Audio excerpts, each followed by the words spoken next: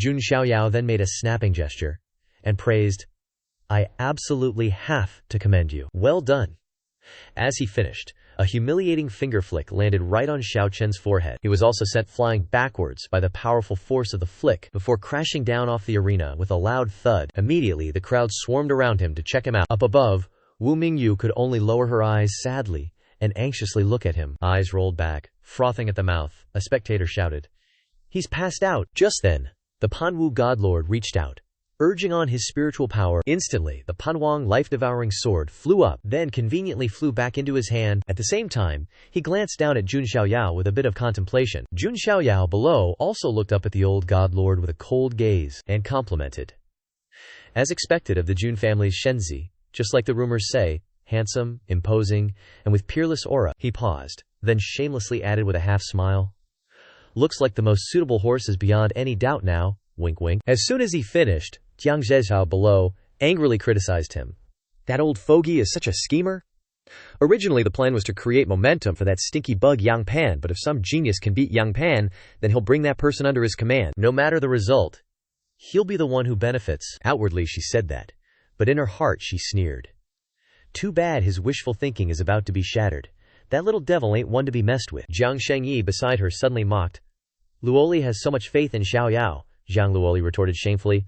"I'm just speaking from experience, okay?" Up on the arena, Jun Xiaoyao cleared his throat with an then walked step by step towards the Panwu Godlord and said, "Why does the Panwu Godlord think that a princess who's seen as a discard can exchange for a chance to form an alliance with this Jun? Your sincerity doesn't seem to be enough." Hearing this, the Panwu Godlord drew a pie on the sky and said, "If you can become the horse of the Panwu divine dynasty, then I can grant you a chance to enter the Panwu mausoleum." Jun Xiaoyao nodded while propping up his chin. "Panwu mausoleum? I am indeed a bit interested." Not letting him finish, the old man interrupted and finalized, "If that's the case, why not choose today to get married? The Jun family's Shenzi and my divine dynasty's eldest princess would be considered a perfect match." Hearing these shameless words, Jun Zhangjian was so angry that his face twisted and he thought, "What the heck is so perfect about that match? What a huge face." Standing beside him, Jiang Shengyi said nothing, only quietly observed. The surrounding crowd immediately burst into an uproar.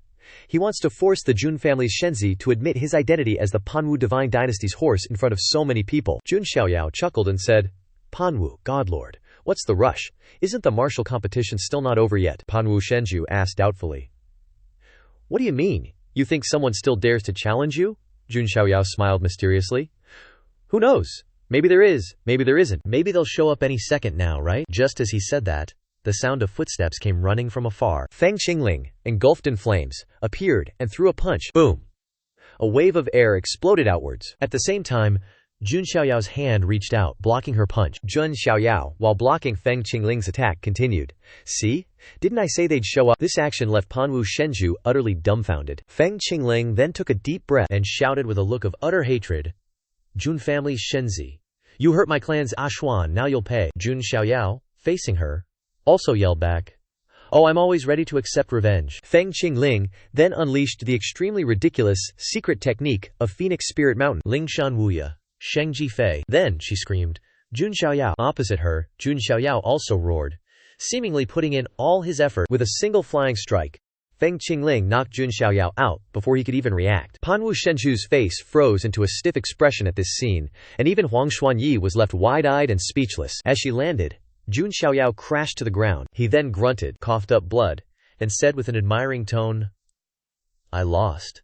Worthy of being the secret technique of Phoenix Spirit Mountain." Feng Qingling stood with her hands on her hips, took a breath, and said, "That was truly a spectacular showdown." She then looked up, took a deep breath, and closed her eyes tightly, pointing her finger at the sky and shouting, "The consort of the Panwu divine dynasty will." Hearing these words, Panwu Shenju and Wu Mingyu's faces turned ashen with unease. The Jiang family's two sisters widened their eyes in shock. Tian Qinu helplessly covered her face, and with that final word, the entire plaza erupted into chaos. Only now did Huang Xuanyi understand what selling out his body meant. Feng Qingling clenched her fists, pacing back and forth while yelling, "I'm the horse! I'm the horse!" In the crowd, a guy with his jaw dropped asked, "What's going on here? The Jun family's Shenzi actually lost like that."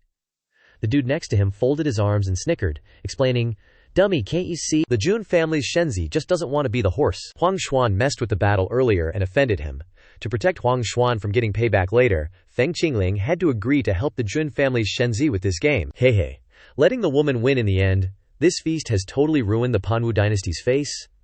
Let's see how the Panwu Divine Emperor handles this. Up above, the Panwu Divine Emperor remained silent for a long time, unable to say a word. Then, in a slightly angry tone, he looked down at Jun Xiaoyao and said, "Xiaoyao nephew, you shouldn't be fooling around like this." Jun Xiaoyao lay sprawled on the ground, thinking helplessly. "Who's your nephew?" he then questioned.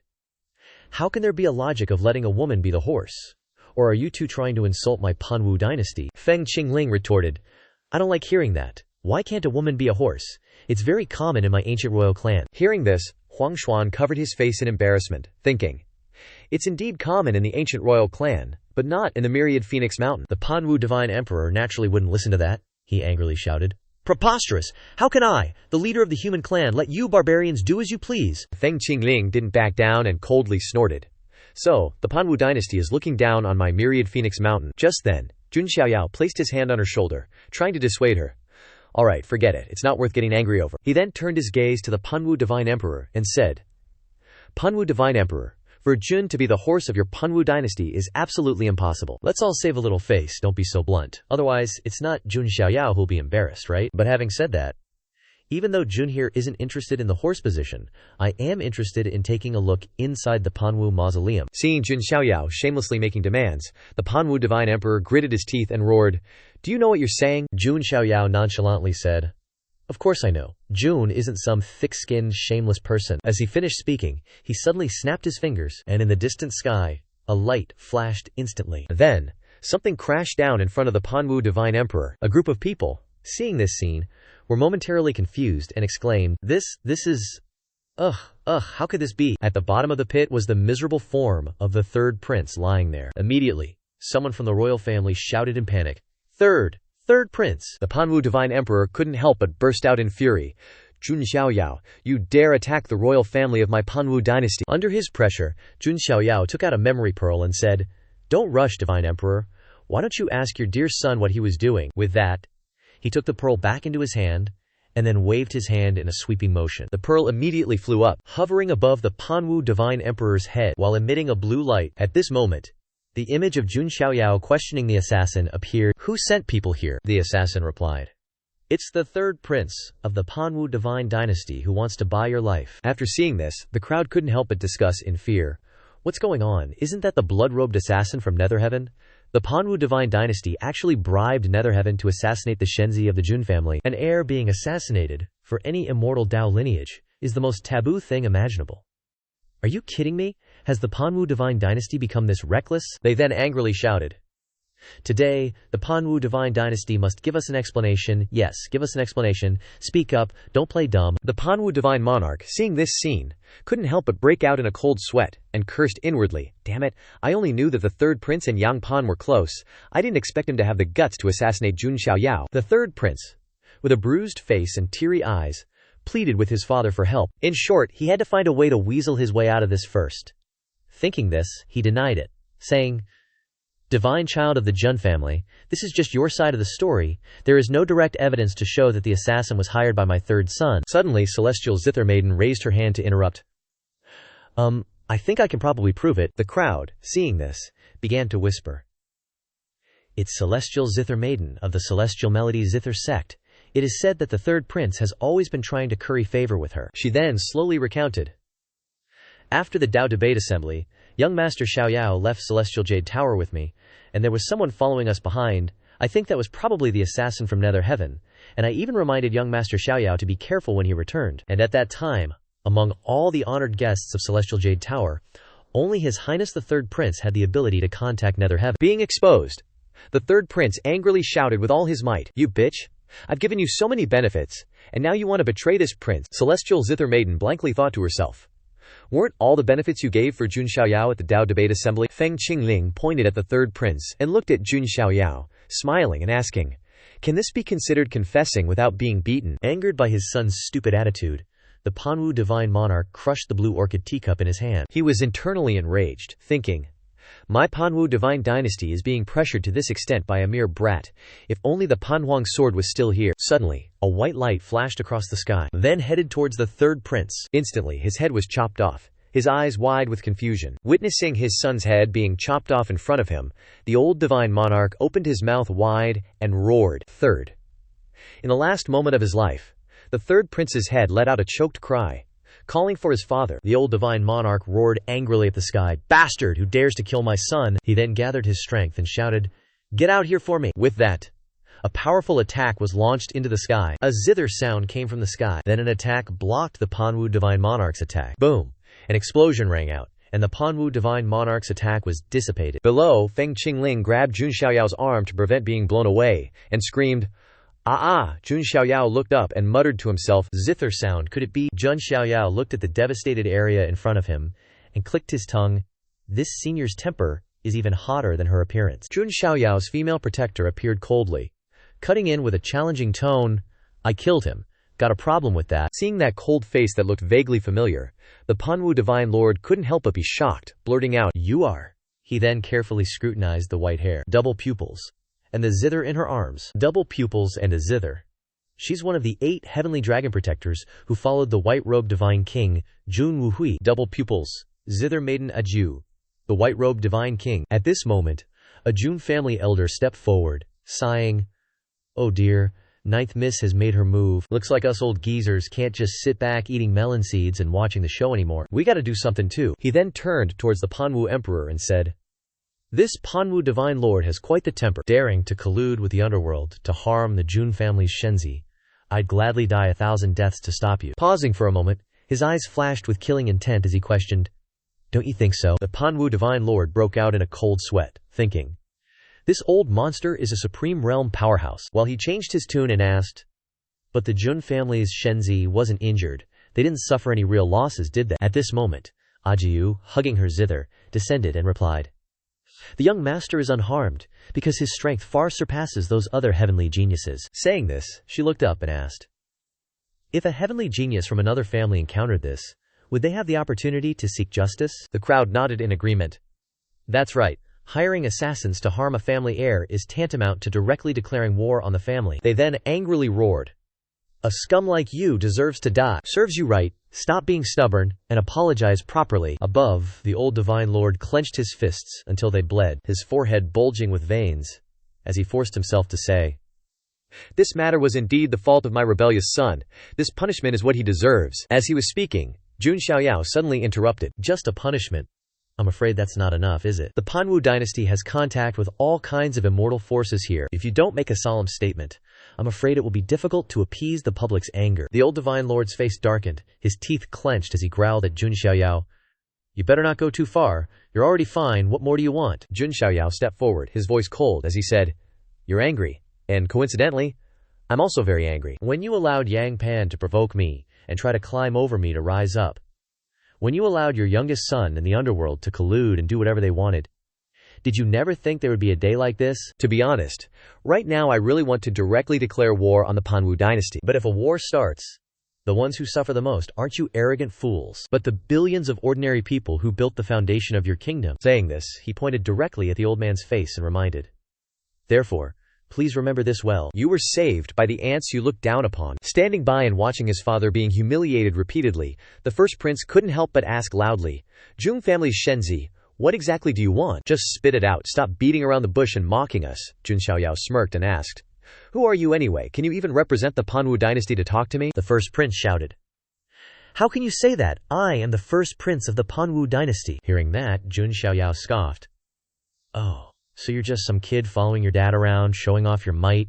Grown-ups are talking, kids shouldn't interrupt. Shut down completely. The third prince was so angry he couldn't even speak. At this moment, Jun Xiaoyao spread his hands and laid out his conditions. Agree to 3 things, and I'll let go of your offenses. Isn't that a super deal? First, before he could even state his request, the first prince jumped in. But the Panwu Divine Emperor quickly waved his hand to stop him. Thoroughly investigate Yang Pan's crimes and give the victims a proper explanation. Just hearing this condition, Xin Xuan's eyes welled up with tears, her whole body trembling with emotion. Second, thoroughly investigate the second prince's crimes and compensate the victims accordingly. Third, Panwu royal family, arrogant and incompetent, bow your heads and apologize to those victims. This is what you owe them in the first place. Hearing these 3 requests, everyone was shocked, finding it unbelievable. In the immortal domain, people were born with a clear distinction between high and low, noble and lowly. To have the inherently noble royal family bow their heads and apologize to the lowly commoners.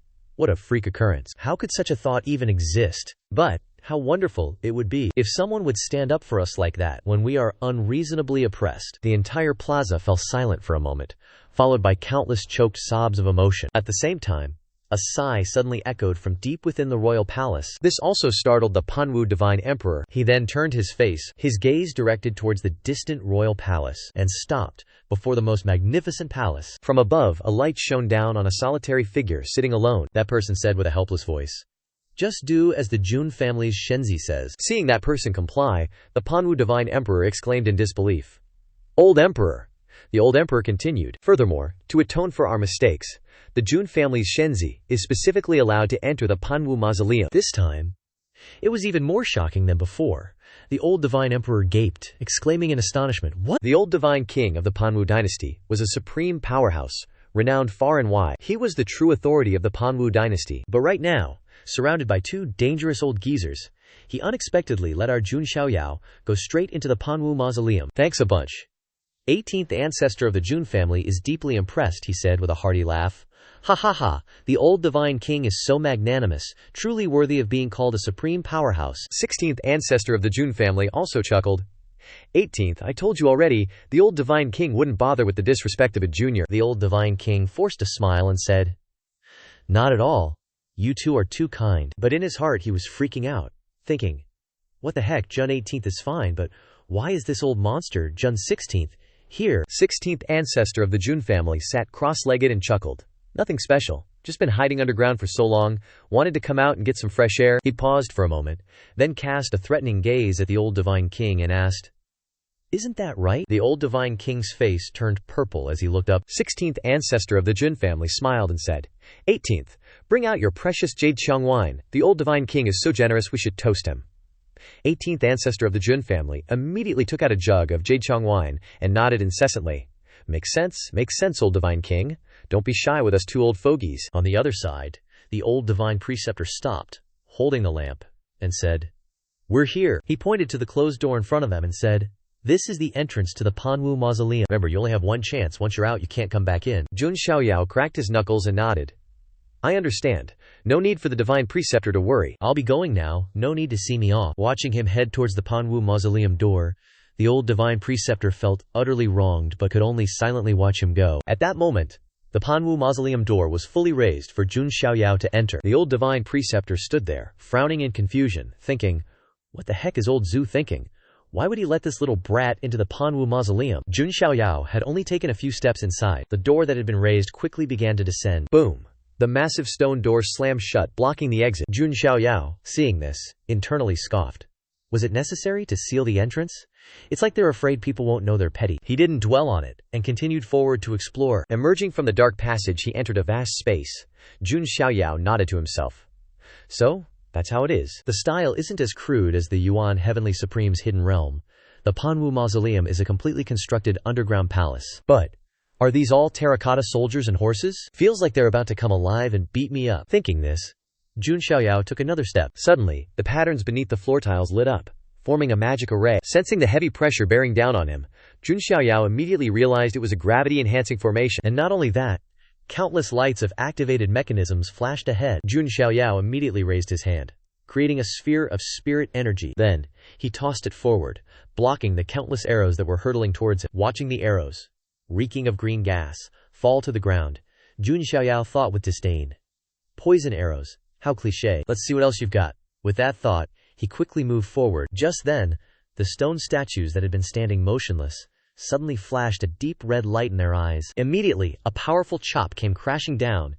Jun Xiaoyao jumped out of the way of the blow while nodding to confirm his earlier speculation. Knew it. Jun Xiaoyao then landed in an empty space within the underground palace. He grinned and praised. Moving stone statues, now that's a classic. This is getting exciting. As he said this, he charged towards the stone statues that were swinging their weapons. Simultaneously, he channeled energy into his hand behind his back. Then, he slashed directly forward. Instantly, the stone statues were chopped into pieces, then crashed to the ground with loud thuds. In an instant, the underground palace was a heap of rubble. Looking at the shattered stone statues on the ground, Jun Xiaoyao's face suddenly paled. He panicked inwardly, Crap, I got too excited and accidentally took them all apart. The Panwu Divine Lord is magnanimous, right? He probably won't mind, will he? With a guilty conscience, he scurried forward, running out onto a long, winding corridor. Jun Xiaoyao slowly walked along, thinking hopefully. But there are seriously a ton of burial chambers in this Panwu mausoleum. They probably buried a lot of treasures here when they built it. But when he peeked into the secret chamber spaces, seeing the tile floors completely clean, Jun Xiaoyao couldn't help but mutter, "It's all been looted clean by useless descendants." This is seriously over the top, right? Even the Primal Heaven Supreme's secret trove had a bunch of junk in it. If I were Emperor Panwu, I'd be driven crazy by these useless descendants. Could I really find clues to awaken my sacred body's anomaly here? Wondering this, Jun Xiaoyao suddenly sensed something coming from the depths of the long corridor. At that place, the clanging of iron chains colliding could be heard, accompanied by the gnawing sound of someone chewing on bones. A freakish figure, bound by iron chains all over his body, sat there, his eyes revealing a craving as he said, "The taste of living flesh." Meanwhile, Jun Xiaoyao was still steadily walking along the corridor, heading towards the light. Soon enough, he stopped, looking up at the vast space before him, wondering, "So we're out?" Right after that thought, Jun Xiaoyao suddenly frowned, correcting himself, "Nah, looks like it's still too soon." Gazing at the palatial buildings built along both sides of the path, he couldn't help but feel impressed. Emperor Panwu built an underground imperial city. As he ventured deeper inside, Jun Xiaoyao secretly scoffed. Did he really think he was the first emperor or something? Stopping before an imperial hall guarded by 2 stone lions, Jun Xiaoyao didn't hesitate to kick the door open and walk right in, and said with a sigh of regret, "Too bad. Even the most awesome ancestors couldn't handle the parasites that came after them." Inside the clean space, there wasn't a single treasure. Suddenly, a talisman fluttered by, carried by the wind. Jun Xiaoyao quickly snatched the paper talisman, then walked out, chuckling to himself. When he saw countless paper talismans flying out from inside the rock cave ahead, Jun Xiaoyao mused to himself, "This looks super suspicious no matter how you slice it." Looking at the imperial hall surrounded by countless talismans, Jun Xiaoyao secretly made up his mind. "I can't not go in and check it out." He then walked over and pushed the door open, saying softly, "Excuse me, anyone home?" Inside, talismans were plastered everywhere. Looking at the space within this imperial hall, Jun Xiaoyao secretly thought, "It's super dark in here, and there's this weird, smelly aura." Suddenly, the sound of violently rattling chains echoed, followed by a booming explosion. Jun Xiaoyao instantly leaped back while channeling his power, then threw something straight up at the ceiling. Boom! The entire imperial hall instantly lit up like fireworks. As the light shone down, Jun Xiaoyao suddenly gasped in surprise. He saw a giant, disheveled savage standing silently, staring intently at him. The guy's eyes were bloodshot and filled with murderous intent. So Jun Xiaoyao, facing him, quickly erupted with spiritual power, preparing for battle. Suddenly, that guy turned his head away, leaving Jun Xiaoyao utterly bewildered. He then ran towards the spiritual power orb Jun Xiaoyao had just thrown, and gleefully exclaimed, "Light! Bright! I like!" That made Jun Xiaoyao's mouth twitch as he wondered, what in the world is he doing? Looking closely at his appearance again, he secretly wondered. But on second thought, what in the world is that black nail sticking out of this guy's back? Thinking this, he reached out to the dude and called out, "Yo, senior!"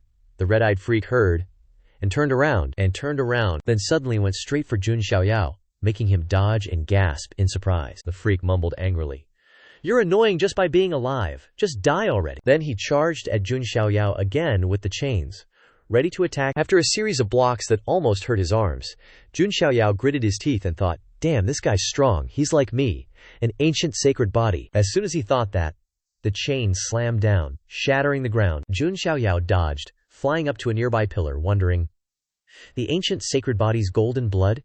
It's been corrupted into a dark red color. What the heck did those scumbags from the Panwu Divine Dynasty do to him?" Below, the freak couldn't find Jun Xiaoyao, and frantically looked around. Meanwhile, Jun Xiaoyao was up there, assessing the situation. His own consciousness isn't strong, he's probably acting on instinct. Plus, he broke through the shackles of a quadruple sacred body.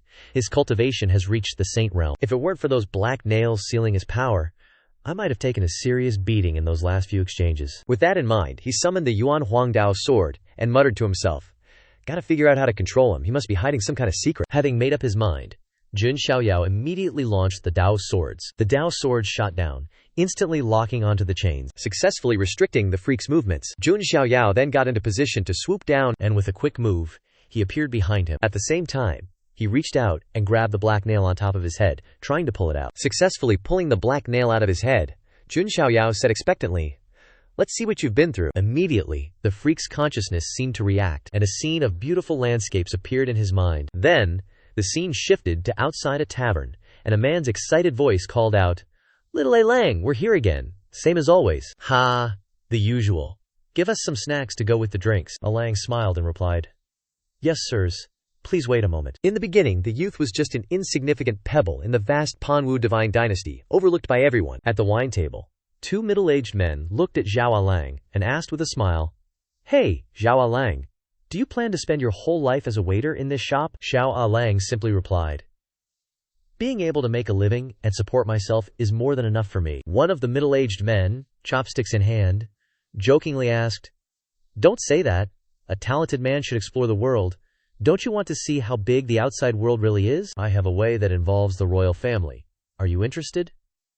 Zhao Lang naively heard this and happily said, "Then I'll have to trouble you." And so, Zhao Lang, inexperienced in the ways of the world, was captured, tied up, and suspended in a dark place. Surrounding him, a group of sinister people said with satisfaction, "That's right, it really is an ancient sacred body." One of them frowned and said, "But it's too weak, it doesn't even have the strength to break a shackle." The old man beside him, holding a pair of pliers, said viciously, "Isn't that perfect? We can directly conduct the experiment and recreate a great emperor, Pan Wu." For the first 2 years, the young man only knew how to scream and beg for mercy.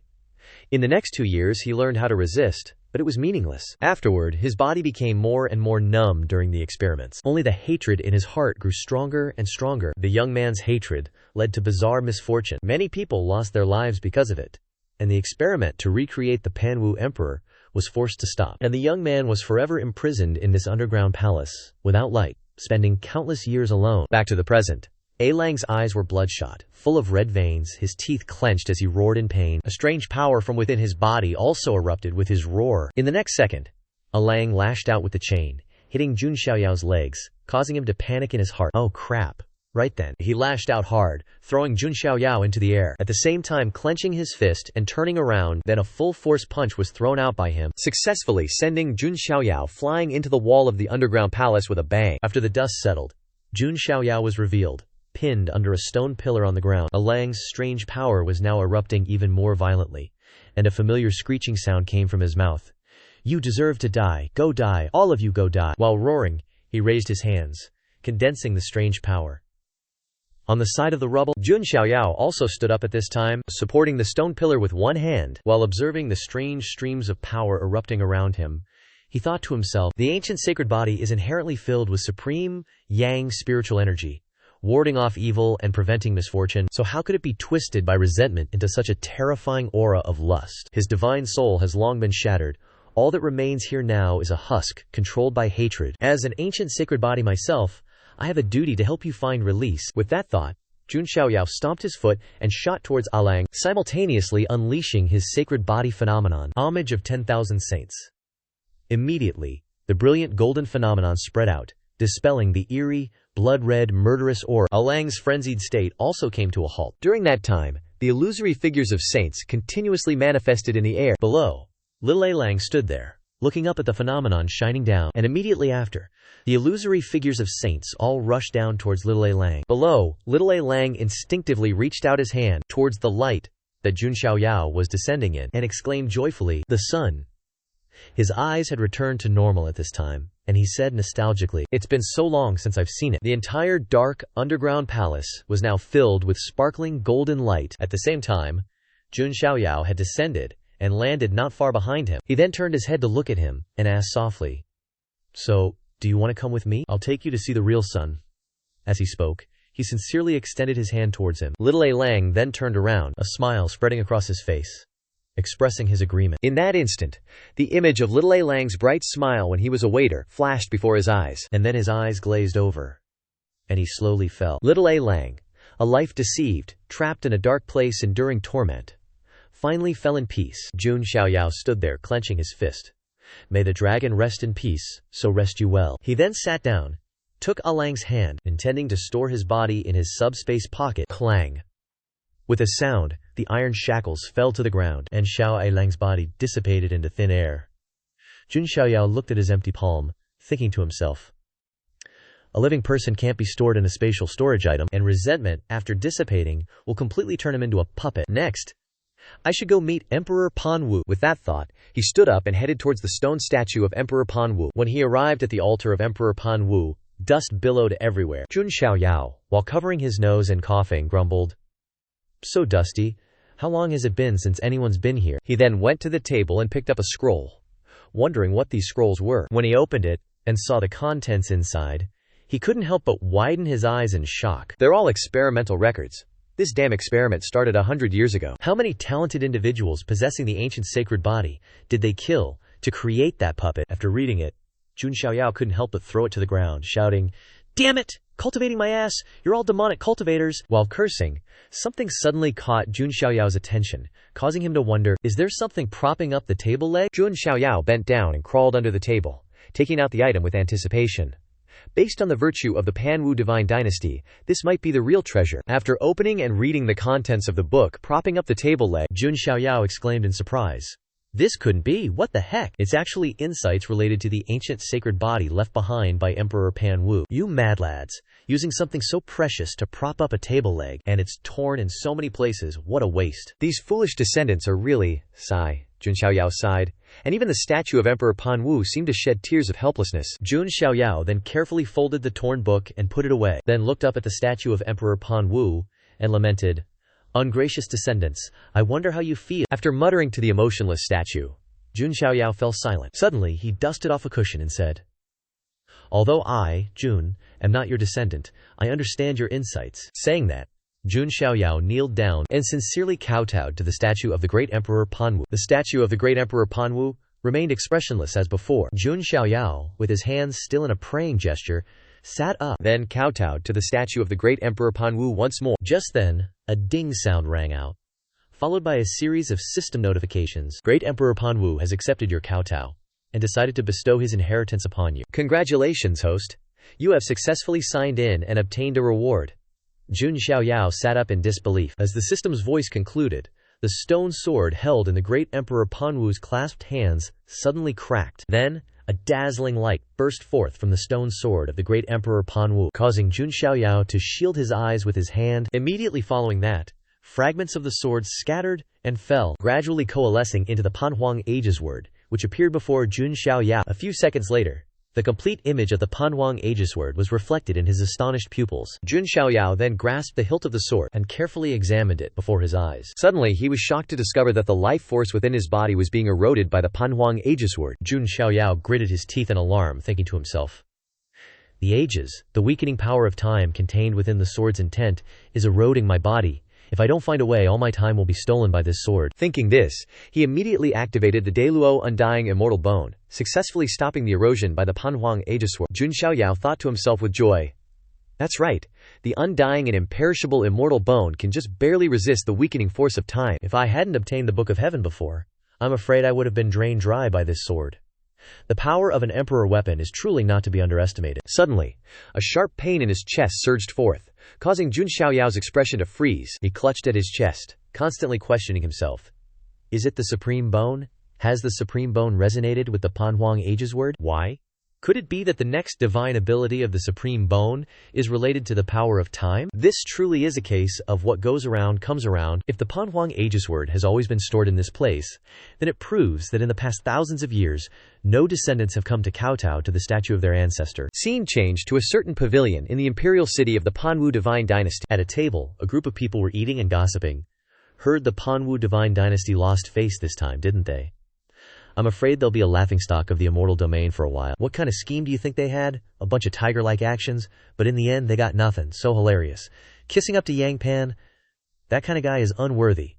Sooner or later he'll end up like this. One of the men, while eating, suddenly exclaimed in surprise. Then he rushed to the window, prompting the bald-headed guy to ask curiously, "What's wrong?" the man excitedly said. "It's the Shenzi of the Jun family." Looking at the Jun Xiaoyao group walking in the street, he wondered. The Shenzi of the Jun family. Didn't he go into the Panwu mausoleum? Why is he outside? It hasn't been 2 Shichen hours yet, right? As soon as he said that, a crowd in the restaurant squeezed to peek out. Among them, someone said in surprise, "Could it be that the Shenzi of the Jun family failed the test of the Panwu mausoleum and was forced out? No way, I saw his moves at the banquet. Very impressive." It must be that the challenge of the Panwu mausoleum was too simple, and he solved it quickly. Haha.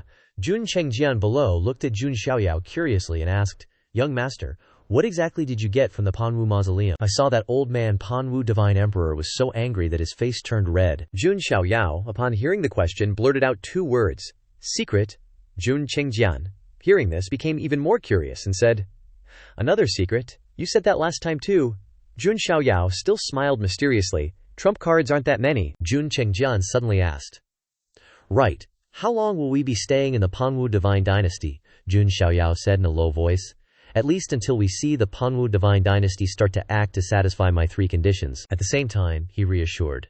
Don't worry, it won't be long. In less than half a month, the 3 strange conditions of the Shenzi of the Jun family, along with the news of the Panwu Divine Dynasty banquet, spread to every corner of the desolate heaven immortal domain. At this time, at the Garuda Sacred Mountain, a golden-haired man came to the white-haired man. After hearing the golden-haired man recount a series of events, the white-haired man laughed loudly. The Panwu Divine Dynasty. What a disgrace. They should hand over that seat under their asses to an immortal power long ago. The person laughing was Jin Li, the golden-winged Little Peng King. Also at this time, in Little Western Heaven, where a temple was built on a mountain. Inside, the sound of the wooden knocker suddenly stopped. The scene before him was an 18-armed Avalokitesvara statue. Sitting below was a young monk. At this time, the old abbot came from behind and said, Fahai, your mind is too chaotic. Caring so much about external objects, how can you achieve a perfect Zhangliu golden body? The Buddhist disciple of Little Western Heaven, Fahai, thought to himself, Jun Xiaoyao, you are truly a strange person. At the same time, at the Myriad Treasures Trading Company, a man's wine glass slowly fell. His eyes turned towards the distant imperial city and muttered to himself, Poor third prince, I clearly warned you not to provoke that person. This glass of wine is to honor you, only I didn't expect him to be the famous Jun Xiaoyao. The young master of the Myriad Treasures Trading Company, Qian Duo, muttered to this point, then licked the corner of his mouth and said to himself, I have to find a way to get in touch with him. Back in Huangzhou, the Jun family's divine island. At this time, a teleportation formation flashed above the Jun family's mountain gate, and below were countless Jun family disciples waiting. This fatty sees his buddy coming over and goes, Yo, you made it too, skinny dude. His friend just chills and says, Welcoming the young master, what a pleasure. Some bookish-looking dude stares at the sky, all confused, like, Still not back. Beefcake next to him chuckles, Any minute now, chill out. Then someone yells, He's here. Right as he shouts, a claw peeks out in the sky. And then this handsome dude with an eye patch rolls up on the back of some mythical beast. The ladies below lose it, screaming, Ah, it's really Grand Elder Ling Chang. He's actually back. Heard he's been training in some ancient forbidden zone. His cultivation's gotta be OP now. Suddenly, someone's all, Is he riding a freaking Keelan? Another dude, looking like he knows his stuff, chimes in, Nah, check out its claws. It's a clawed flying emperor, probably a mixed blood mythical beast with Keelan blood, but still strong AF. While the crowd's chatting, the clawed flying emperor lands down in the Mountain Gates Plaza. Ling Chang hops off its back, and someone bows respectfully. Clan Elder Ling Chang is back. This one's the top seed of the Jun family's younger generation. Jun Ling Chang. The elder strokes his beard, checking him out, and praises, Good, you're finally back. Jun Ling Chang asks, sounding interested. While Ling Chang was coming back, I heard a rumor that our Jun family has another fun little clan member. The elder nods. Yup, a real interesting kid. Turns out he's your cousin. With that, he turns around and says, Let's head back to the mountain first. I'll tell you all about it. Scene cuts to some dark, gloomy place, where some dude's sitting all slumped in an alley, thinking about the good old days. No, Hu Ming is my son. Qinglong Ancient Kingdom doesn't need to worry about not prospering as long as you're around. Divine Palace Realm. 16 years old in the Divine Palace Realm, worthy of being called the first prince. That's right, that's the life I should have had. And he ruined it all. As he remembers Jun Xiaoyao looking down on him like he was an ant, the rain starts pouring. Xiao Chen just sits there, not moving, letting the rain soak him. The vendors who know the area are rushing to pack up shop or run home to grab some clothes. A little girl's chasing her big bro, running back to their alley. Suddenly, the kid spots Xiao Chen sitting there, looking all bummed out against the wall, and stops. The kid walks over, calls out big bro, then asks, all worried, You okay, hurt? Need some help. Old Lou's clinic's real close by. Just then, Xiao Chen remembers what the ancient dragon girl said. Little thief, find me the blood of 19 boys and girls, and I'll grant you one wish. Xiao Chen cracks a cold smile and stands up, saying thanks, then flashes a devilish grin and says, Actually, I really do need your help. Scene shifts to Jun Xiaoyao in the evening. At this moment, locks of hair were falling to the ground. While Jun Xiaoyao was cutting his hair, a shadow leaped onto a tree. At the same time, on the rooftop, under the full, bright moon, Ju was slowly playing a zither. Jun Chengjian stood on the tree, sighing. Armored cavalry charging, blades clashing. Who knew a zither's melody could be so sharp in this world? Jun Xiaoyao waved his hand, smiling. Just calm your mind and comprehend, clan brother. Within this melody, there are 100,000 people simultaneously drawing out sword intent. It might even aid your sword Dao. Jun Chengjian heard this, and immediately leaped down behind Jun Xiaoyao, exclaiming in surprise, "Is that so? I only felt a storm of interwoven steel exploding in my mind." Scene shifts to late night within a tea forest. Jun Xiaoyao walked over and respectfully called out, "Senior." Ju immediately cut him off. "Just call me by my name. Calling me senior makes me sound like an old geezer." Jun Xiaoyao nodded. "All right then, young lady." Ju then went straight to the point. "What kind of person is my father?" Ju stopped playing her zither when she heard this question. Seeing her pensive expression, Jun Xiaoyao grew even more curious. A moment later, Jinju said out of the blue, "He's exceptionally good at taking a beat." Jun Xiaoyao stared blankly, wondering to himself, "What kind of evaluation is that?" Ju then excitedly added, "He's also really arrogant." Jun Xiaoyao helplessly thought, "Why does that not sound like a positive image at all?" He then asked, "So, what's my father's situation now, exactly?" Jinju said mysteriously. "Even your closest kin haven't told you, so of course I can't either. When the time is right, you'll know eventually." Jun Xiaoyao murmured to himself. Closest kin. Scene shifts to a lavish city. At this moment, Ancestor 16 looked up and said, "Dark moon. High winds." Then he looked down and asked, "What's the next line?" Ancestor 18 immediately continued, "Time for murder and arson." Ancestor 18 nodded with satisfaction. "That's right." Immediately, tremendous tremors accompanied by blazing fires erupted in every corner of the city. Netherworld Heaven, an assassin organization lurking in the shadows, once had an immortal force attempt to destroy it, but they faced bloody revenge, almost severing their inheritance.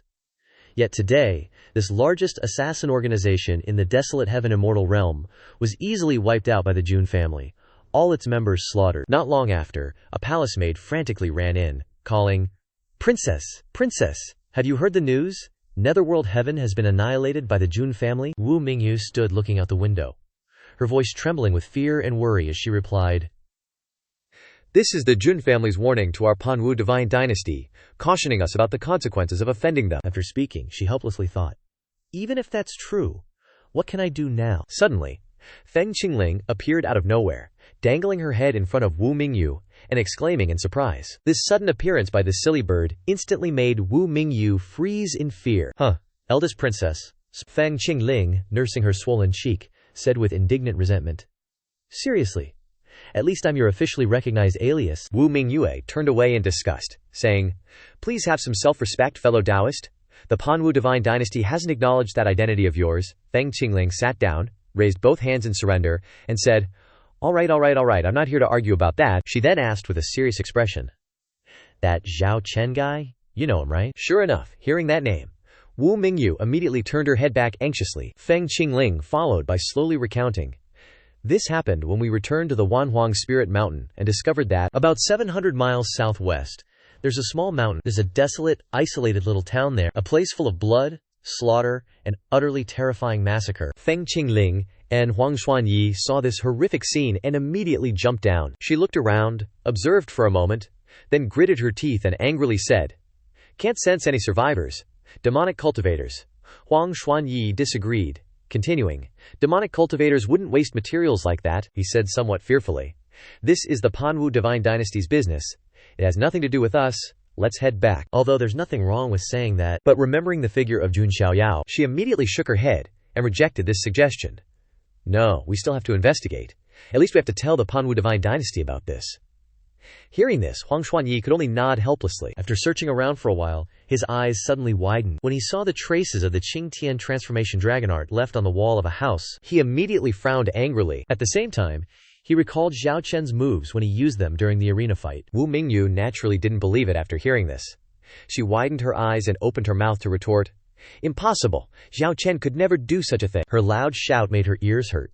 Feng Qingling immediately covered her ears and angrily said, "Believe it or not, it's up to you.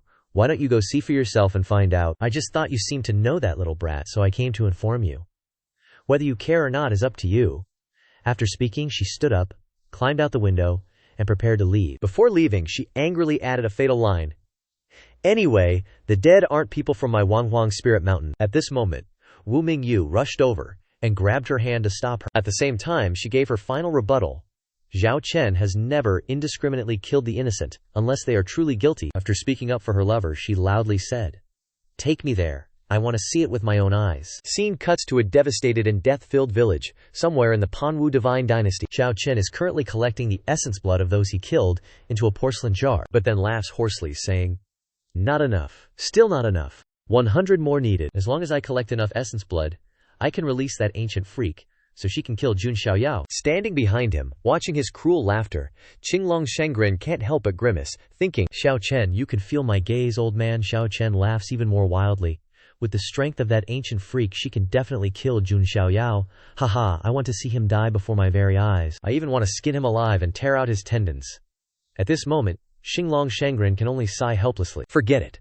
I can only leave him be. At the same time, on a cliff not far from the village, Feng Qingling stands akimbo and asks, "What, do you still think I'm lying to you?" Wu Mingyu's worldview collapses as she mutters, "How can this be? How can it be like this?" Feng Qingling, standing beside her, gets angry and says, "I don't know where your trust in him comes from, but I suggest you immediately inform your protector." Pausing for a beat, she half closes her eyes and says with a laugh, "Of course, you can also choose to pretend you didn't see anything. After all, it's just a few unimportant ordinary people who die." Wu Mingyue still mutters in a daze, "No, it's not like this." Why? Feng Qingling, seeing this, gets even angrier and urges, "Stop acting crazy. Move already." Immediately afterwards, Wu Mingyu suddenly jumps off the cliff, heading towards the road. Zhao Chen is on. Feng Qingling, watching this action, widens her eyes in a daze, and says, "No, that's not what I meant to do." Below, Zhao Chen's footsteps also stop at this moment. When he sees his beloved blocking the road not far away, he immediately glares at her with a dark face. Standing opposite him, Wu Mingyue also clenches her fists, looking at him. Both of them look at each other with complex expressions, tacitly not saying a word. After a long while, Zhao Chen finally curls his lips into a smile, then asks in a mocking tone, "What's wrong?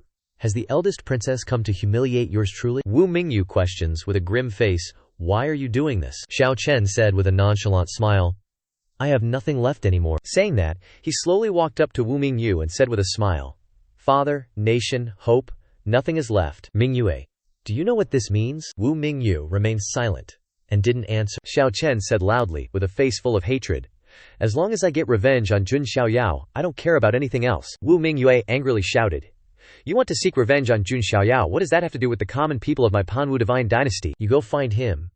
You go find the people of the Jun family? What is it to slaughter unarmed old folks here?" Hearing this, Zhao Chen sneered and asked, "Haha, now you're putting on the act of a princess. Since when did you start caring about the life and death of these people? Yang Pan killed more than me. Didn't you not care either?" Wu Mingyu retorted helplessly, "I didn't."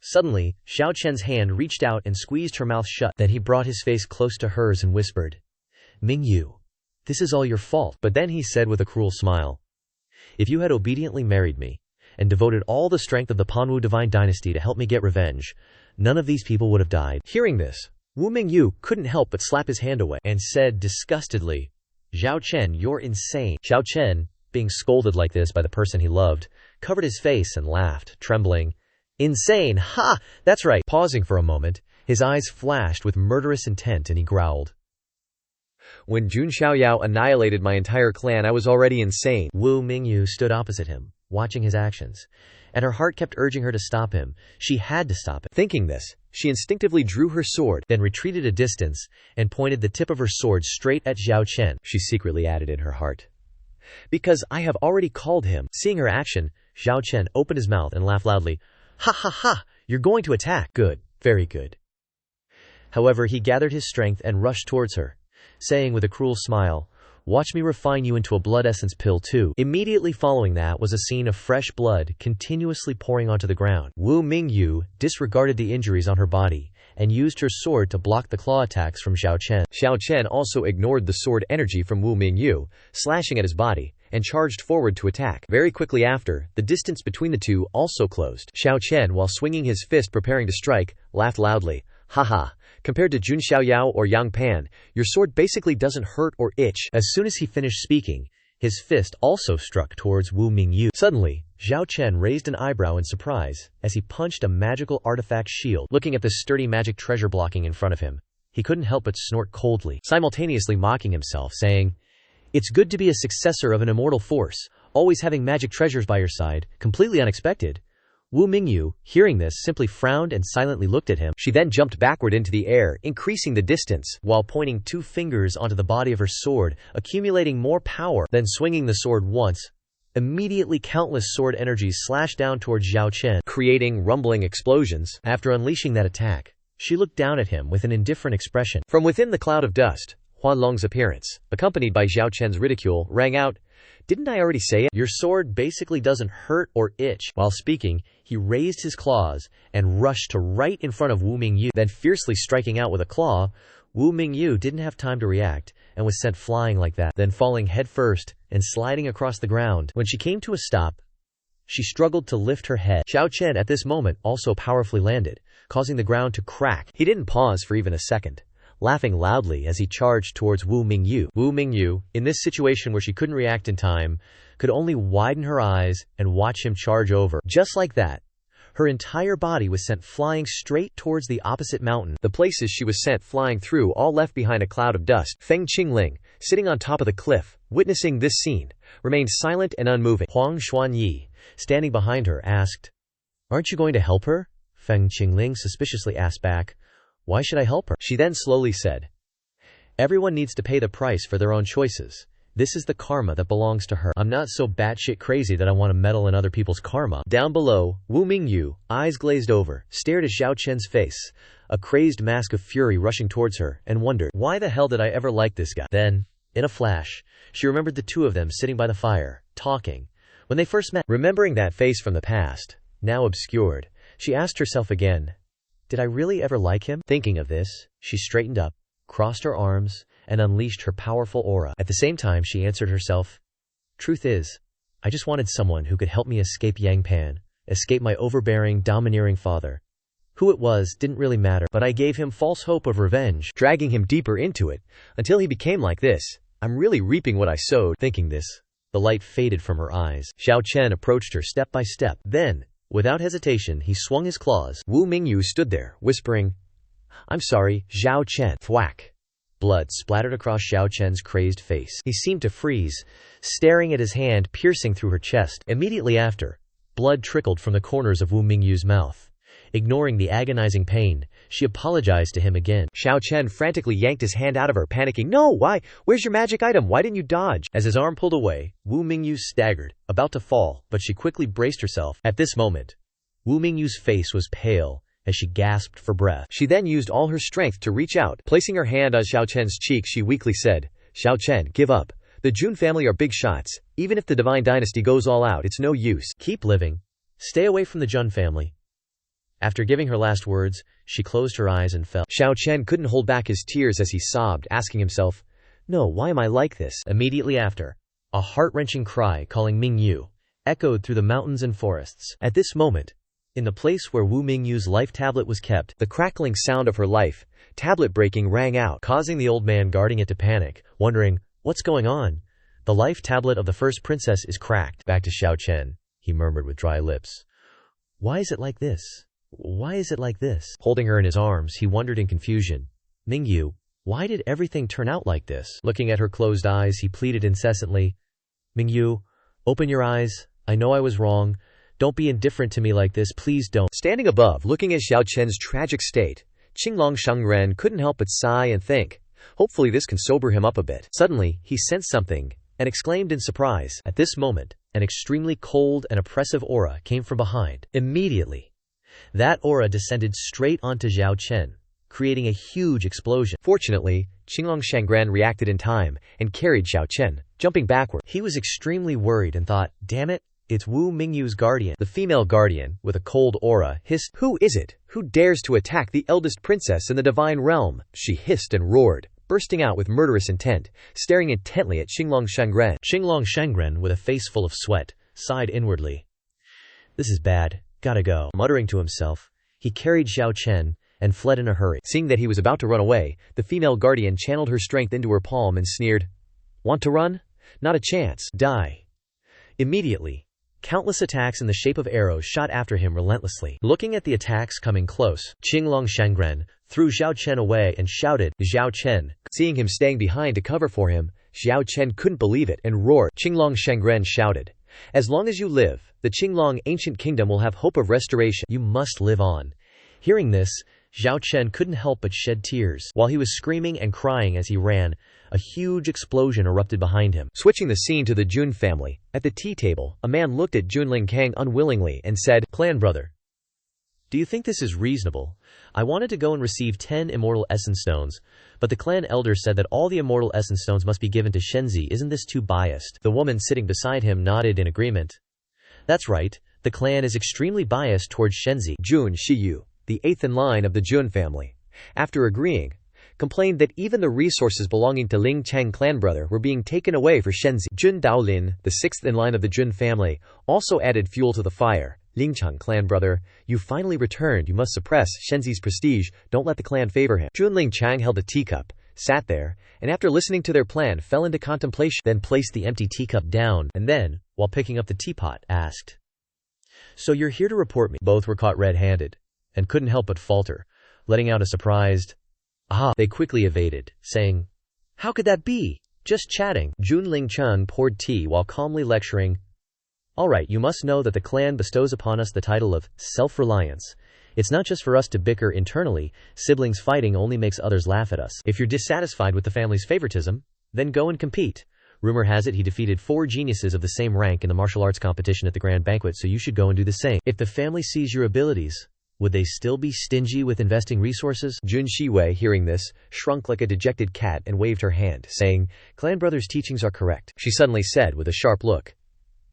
"But clan brother doesn't know if I should say something or not." Jun Lingcheng calmly said, "Speak plainly, don't hide anything." Jun Xiwei, given permission, said straightforwardly, "Do you know that 9th sister, she has become Shenzi's protector?" Jun Lingcheng paused upon hearing this name. Scene changed to a certain mountain forest, a place with clear, azure waters. Wu Mingyu was placed on the grass, while Feng Qingling stood beside her, using a knife to cut across her palm, then clenched her palm tightly, letting the blood flow onto Wu Mingyu's pierced chest. Huang Xuanyi stood behind, horrified, advising, holding back a bit, "That's enough. Do you know how precious your blood is?" Feng Qingling's face was pale, calmly saying, "It's not a big deal.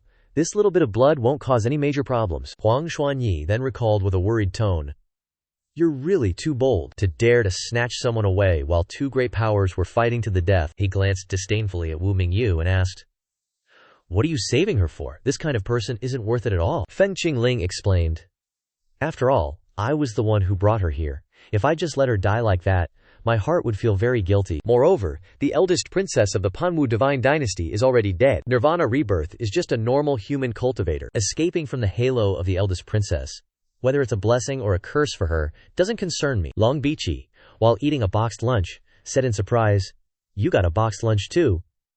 Wu Mingyu received the boxed lunch with a blank look and said, "Thank you for your hard work." Cut to the place where the ancient freak is imprisoned. Shu Chen, his body battered after days and nights of fleeing, finally arrived at this place. When he stepped onto a patch of rock, he lost his footing and fell face first to the bottom of the cave. But driven by his will to survive, he struggled to push himself up with both hands. At this moment, he recalled the words Wu Mingyu had told him before her death: "Give up, don't get close to the Jun family again, live well." After remembering this memory, he used both hands to push himself up. He also remembered the words of Qinglong Shengren when he threw him away.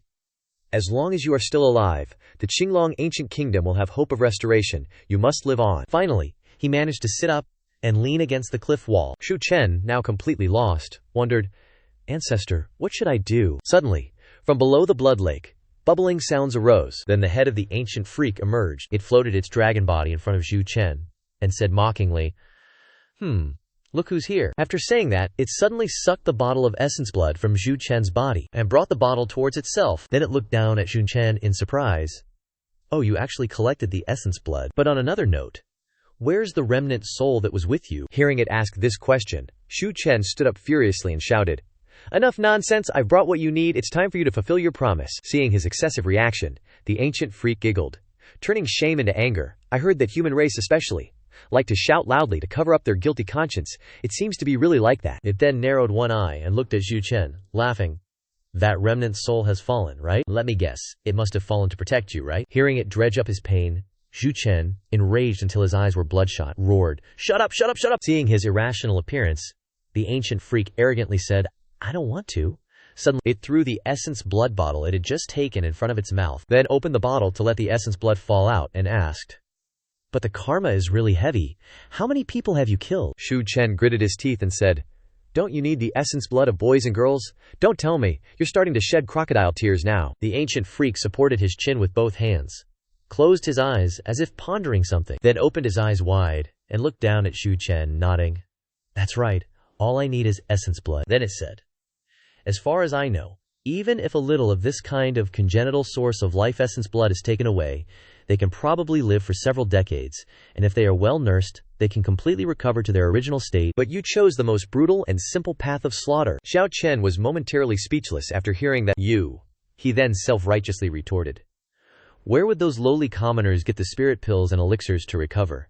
Instead of letting them suffer, wouldn't it be better to let them pass away peacefully? After hearing his logical reasoning, the ancient freak couldn't help but burst into a long laughter. Ha ha!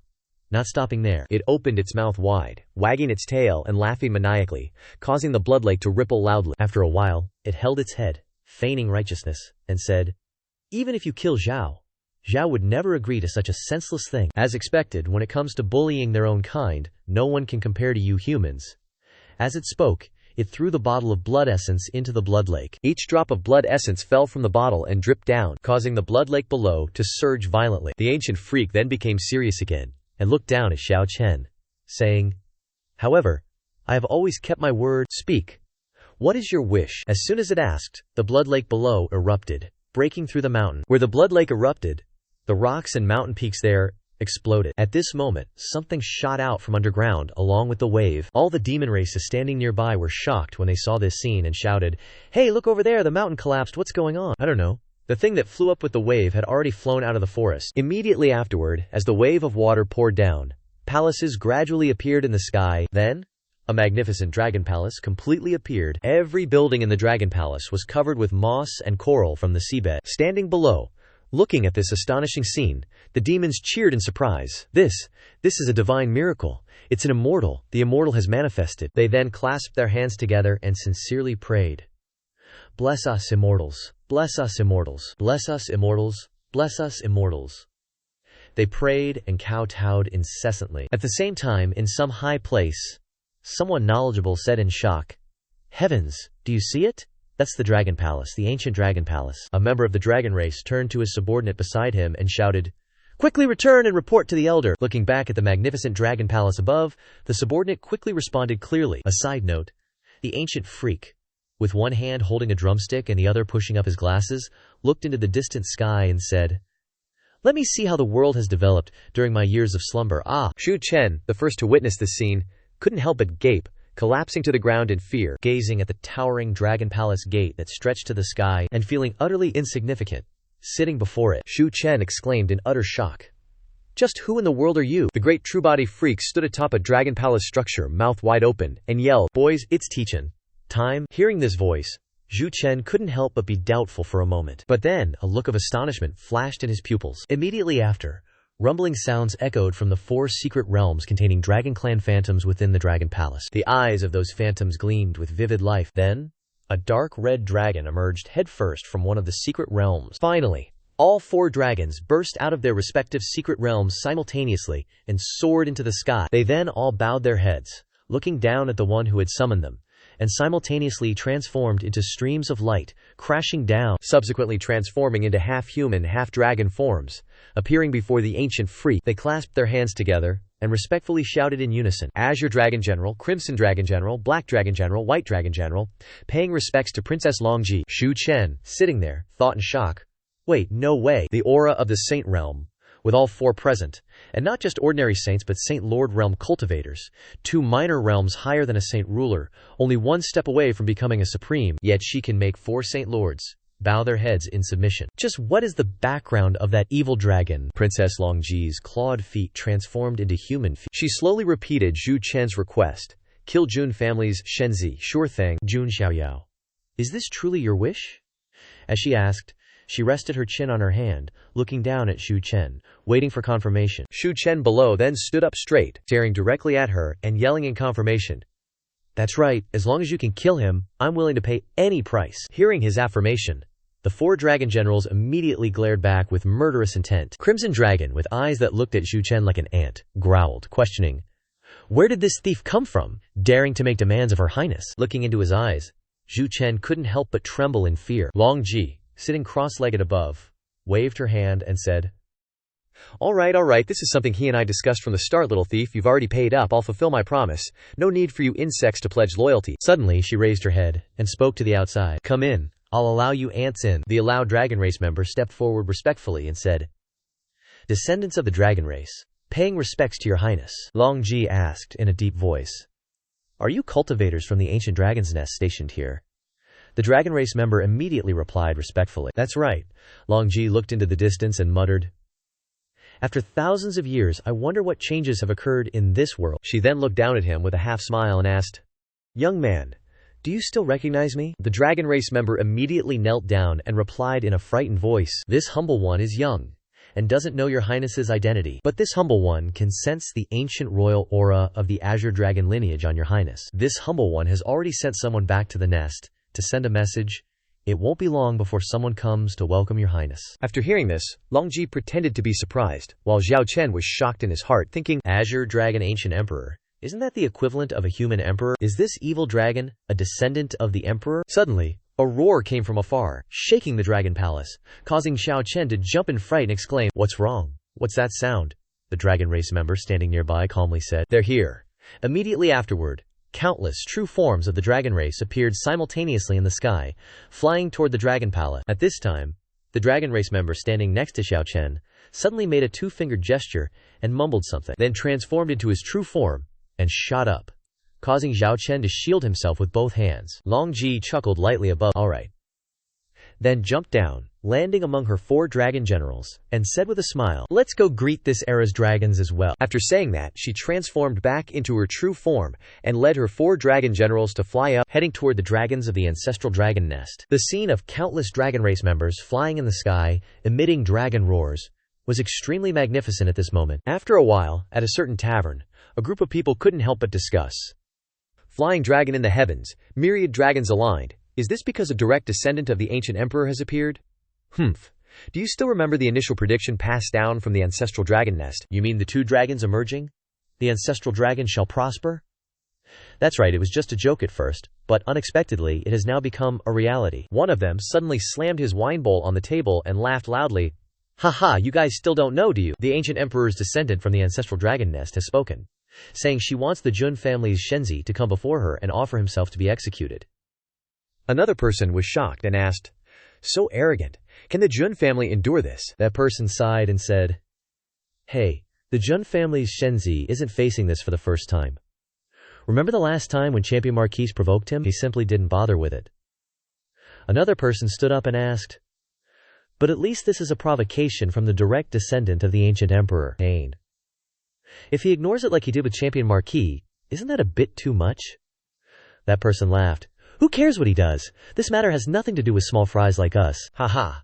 Scene changed to the backyard of the Heavenly Emperor Palace, Jun Xiaoyao's residence. A cup of freshly poured hot tea was placed on the table, and Junling Kang asked curiously, I wonder why Xiaoyao, my clan brother, hasn't responded to the ancestral dragon nest's provocation. Jun Chengjian was stunned as he repeated to himself after hearing the question, Aren't you asking me? He hesitated for a moment before replying, Shangling cousin, the young master is currently in secluded cultivation, comprehending the legacy related to the ancient sacred body left behind by the great emperor Panwu. He really can't afford to be distracted. Junling Shang nodded upon hearing this. So that's how it is. He looked down at his teacup and then said meaningfully, Rumor has it that the clan has provided another batch of immortal essences to help Xiaoyao cousin temper his body. Throughout the entire Jun family, only Xiaoyao cousin is qualified to use the immortal essence within the clan. Jun Chengjian thought with a dark face and feeling awkward. There's no way to respond to that. I don't get a share either. Seeing the change in his expression, Junling Shang took a sip of tea and gently added, I'm not criticizing anything. Xiaoyao cousin is still young after all. I just wanted to pass on a message to him. Speaking of which, he suddenly changed his tone and emphasized, Now that he's obtained the family's resources, he mustn't disgrace the Jun family. After all, rumors can be terrifying. If the Nine Heavens immortal domain exposes any weaknesses, it will attract the attention of wolves and tigers. These wolves and tigers have no respect. As long as they seize a single weakness, They can drown the entire Jun family with their spit. Saying this, he stood up, looking at Jun Chengjian as he instructed, I'll go deal with the ancestral dragon nest. When he comes out of seclusion, relaying these words to him. Watching his departing figure, Jun Chengjian respectfully acknowledged. However, he wiped the sweat from his forehead, thinking, if it were little devils like Jun Daolin and Jun Xiaoyao who wrote their dissatisfaction on their faces, I could handle it. This kind of Lingshan cousin is really impossible to deal with. Ugh. Why haven't those two unlucky kids, Jun Wanji and Jun Shuihuang, returned yet? Meanwhile, in the lower realm, on the hidden dragon continent, corpses lay scattered on the ground. Jun Shuihuang and Jun Wanji were fiercely battling with the people of the hidden dragon continent. Amidst resounding explosions, countless cultivators were slaughtering each other non-stop. A masked figure holding a fan clicked his tongue and said, that guy from the upper realm is indeed not easy to deal with. Over there, Jun Wanji shouted loudly, I'll create an opening, you break through. Hearing this, Jun Shuihuang glanced back at him and asked, then how will you escape? Jun Wanji clenched his fists, facing the approaching masked figures, and said in a deep voice, I'm not that easy to kill. Someone must get the information back. 2 of the 5 forces from the 10 lower realms that follow the Jun family have already betrayed the Jun family. Scene cuts to Hangzhou, where countless cultivators are appearing beneath the Spirit Heaven Mountains. A guy with a perm laughs, asking, Yo, isn't this the esteemed hero, Gi Yunsheng of Zhongshan? Gi Yunsheng replies nonchalantly, the 4 seasons of Huayin, you dare come to join the fun too. The 4 seasons of Huayin laugh and say, the Profound Heaven sect, the Falling Moon sect, and many great clans of aristocratic families are coming. The Dragon Nest and the Jun family have a grudge match. It'd be a shame to miss it. Scene cuts to a building within the Dragon Palace. Longji lies on a chair, yawning and bored, saying, how boring, it's been several epochs, and this world still hasn't changed at all. She then looks up at the people from the ancestral dragon nest and asks, is this all the novelty there is? Longji suddenly excitedly asks, hey, what kind of person is Jun Xiaoyao? Seeing her staring intently at him, the Dragon Clan elder can't help but break out in a cold sweat. The old man then kicks Longbichi forward to take the heat. Longbichi, kicked in front of Longji, scratches her head blankly and asks, Your Highness, are you still asking me? Longji, seeing her pretending to be naive, laughs loudly. Haha, daring to play dumb in front of me, you really are the most interesting kid this generation. She then gets serious and asks, rumor has it that Jun Xiaoyao once saved your life. Longbichi nods. That's right, Longji says in an awkward tone. How can this be good? To fulfill my promise, I must kill Jun Xiaoyao, but Jun Xiaoyao saved the life of a descendant of my Azure Dragon clan. But now that we're talking about it, immediately, killing intent from her eyes falls upon Zhao Chen. Longji, with a terrifying face, coldly questions, you were the one who harmed the life of the Azure Dragon clan's son in the first place, right? Zhao Chen, upon hearing this, is so frightened that his face is covered in sweat. Suddenly, someone below the Spirit Heaven Mountains points to the sky and shouts, they're here! The Jun family is here! Along with that person's voice, an aura like clouds rushes towards the Dragon Palace. Immediately afterward, the feet of the clawed flying chariot are revealed from the purple clouds. Thus, a very familiar and flamboyant scene of Junling Cheng appears before countless eyes. He remains the same, with his eyes covered by a white cloth, coldly looking down at the Dragon Palace. Longji sits cross-legged below, suddenly laughing, ha ha. She then asks, it seems like the person who came isn't Jun Xiaoyao. A side note from Da Huang, laughing, I told you this form saves energy. The clawed flying chariot nods in agreement. That's right. Suddenly, a multitude of presences emanated from behind Junling Cheng. Then, countless Jun family disciples appeared from the void. The peanut gallery below observed for a moment before commenting, seems like it's not Xu Feng who's here, but this lineup is still pretty impressive. Jun Xiu, standing in the crowd, said in confusion, there's no need for Ling Cheng to help. Jun Xiaoyao, Jun Daolin, standing next to her, immediately reminded, keep it down a little, or our cousin will scold you when he gets back. Jun Xiyu looked at the Dragon Palace in front of her and sighed. Seriously, I just feel like we're doing something pointless. Inside the Dragon Palace, Princess Longji looked at the Jun family crowd with murderous eyes. She then released her aura and asked, who are you? Junling Cheng replied expressionlessly, the Jun family's eldest direct descendant, Jun Ling Cheng. Longji's face darkened as she asked, you're not Xu Feng, why are you here? Junling Cheng said calmly, I'm Xu Feng's older brother, and an older brother is like a father. It's only proper that I take his place in battle. Longji nodded, finding it reasonable, then smiled wickedly. In that case, the crowd below looked at the silent Dragon Palace and the purple clouds in the sky, confused and shouting, why is it so quiet? Are they even fighting? Or just as the confused voice faded, a thunderous explosion erupted. The peanut gallery was instantly blown away and cursed. What the actual F is going on? Did anyone see them make a move? Above, Jun Lingcheng used 2 fingertips to create a barrier, blocking Longji's attack. He then instructed, "Stay here and don't wander off. Watching a high-level cultivator's battle up close will be of great benefit to you all." Jun Xiu and Jun Daolin immediately obeyed. With that settled, everyone behind Jun Lingcheng quickly leaped towards the Dragon Palace. On the opposite side, Longji also landed on the ground and slowly appeared at the edge of the Dragon Palace corridor. She looked at the opponent with an expectant expression, then snapped her fingers. Instantly, countless round water bubbles condensed, then transformed into a giant water arrow, striking straight at Jun Lingcheng. Jun Lingcheng quickly condensed his spiritual energy into a fingertip and sliced a large hole through the water arrow, successfully reaching Princess Longji, then unleashed his great divine power upon Longji with all his might. The two collided, creating a deafening roar that shook the entire Dragon Palace. The people below couldn't help but exclaim at the scene, "Holy crap, this really is like a battle between saints.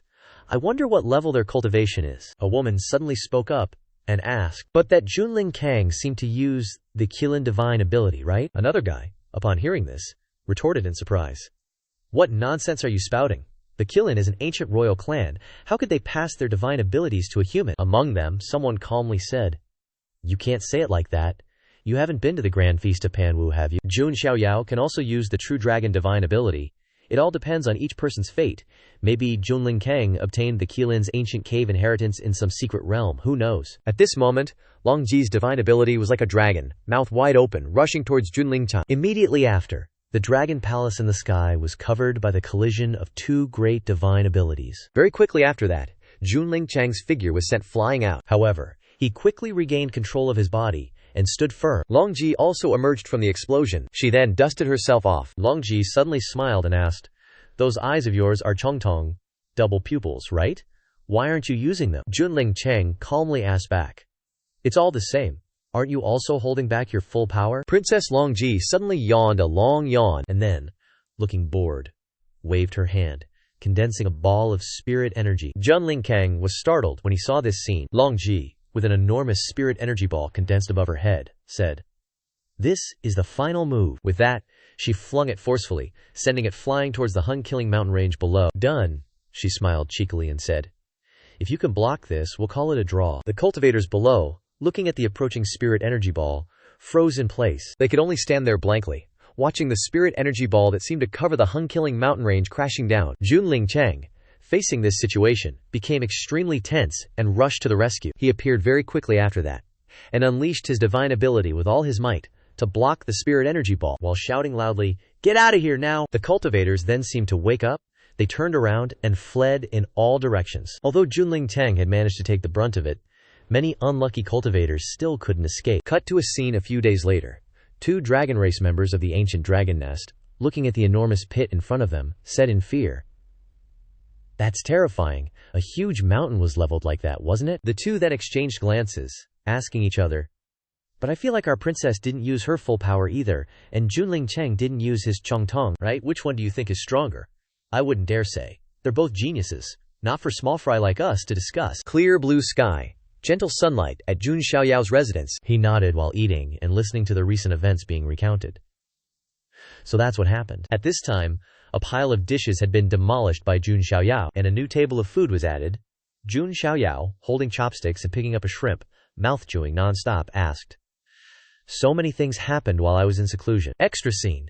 That someone always eats a lot after coming out of seclusion. A moment later, Jun Xiaoyao wiped his mouth with a napkin and nodded.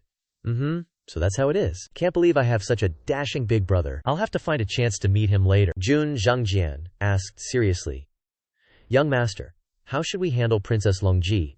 Jun Xiaoyao asked back, puzzled. "Handle?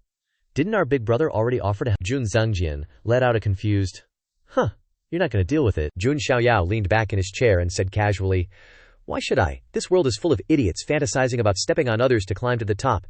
If I worried about every single one, wouldn't I just wear myself out?"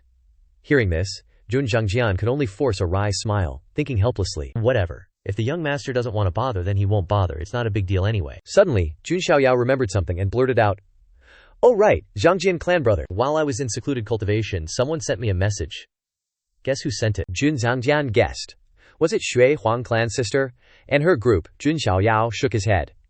"They're in the lower realms. How could they send anything?" Jun Zhangjian guessed again. Linglong. Jun Xiaoyao pulled out a jade slip and said, "Funny, she still hasn't given up. She actually sends updates about her travels all the time, but this time, it's not her. You absolutely won't guess who it is. To the divine son of the Jun clan, the Holy Spirit Academy is about to open the Heavenly Dao Tower. I wonder if Jun brother is interested in visiting. Sincerely, Ji Xuan. After reading the jade slip, Jun Zhangjian gnashed his teeth and glared, angrily shouting, "Why is it this damn bastard again? Since when did this annoying guy add the young master as a friend?" Jun Xiaoyao said with a serious expression. The Heavenly Dao Tower is a good place. It hides countless fortuitous opportunities within, and it's rumored that the Holy Spirit Academy sends invitations to the prodigies of the desolate heaven immortal domain every year. We also got an invitation from a saint when we were young. This is a good thing, Jun Zhangjian said with disgust. Even so, that damned Ji Xuan is probably hatching some wicked scheme. Jun Xiaoyao stood up, patting his shoulder to reassure him. That punk has his own little schemes, but he's not truly evil or unscrupulous. No need to be so wary of him. Jun Zhangjian looked at his figure, wondering to himself, has the young master gotten even taller? Just then, a Jun clan disciple walked up to the door of his room, and respectfully said, "Reporting to the Divine Son, Lord Langsheng is here to visit, waiting for you in the courtyard." Jun Xiaoyao let out a surprised, "Oh," at that, then chuckled and said, "My big brother, I haven't even gone looking for him yet, and he's already come looking for me." Scene shifts to the front courtyard of Jun Xiaoyao's residence. Jun Langsheng was currently waiting on the second floor of the palace building. Very soon after, Jun Xiaoyao appeared beside him and said with crinkled eyes, "Langsheng clan brother, this must be our first time meeting, right?" Jun Langsheng softly asked, "You are Xiaoyao?" Jun Xiaoyao stood upright and replied, "That's right." Suddenly, Jun Lingchang rushed over to examine Jun Xiaoyao's body from head to toe, leaving him bewildered. "What's going on here?" After a moment, Yunling Chang brushed his hands together and said with satisfaction, "Not bad. Not bad at all." At the same time, he praised, "What a heroic spirit, truly worthy of being the Shenzi of our Jun family." Seeing this action, Jun Xiaoyao hugged himself tightly and said in fear, Bro, what are you doing? Keep your hands to yourself."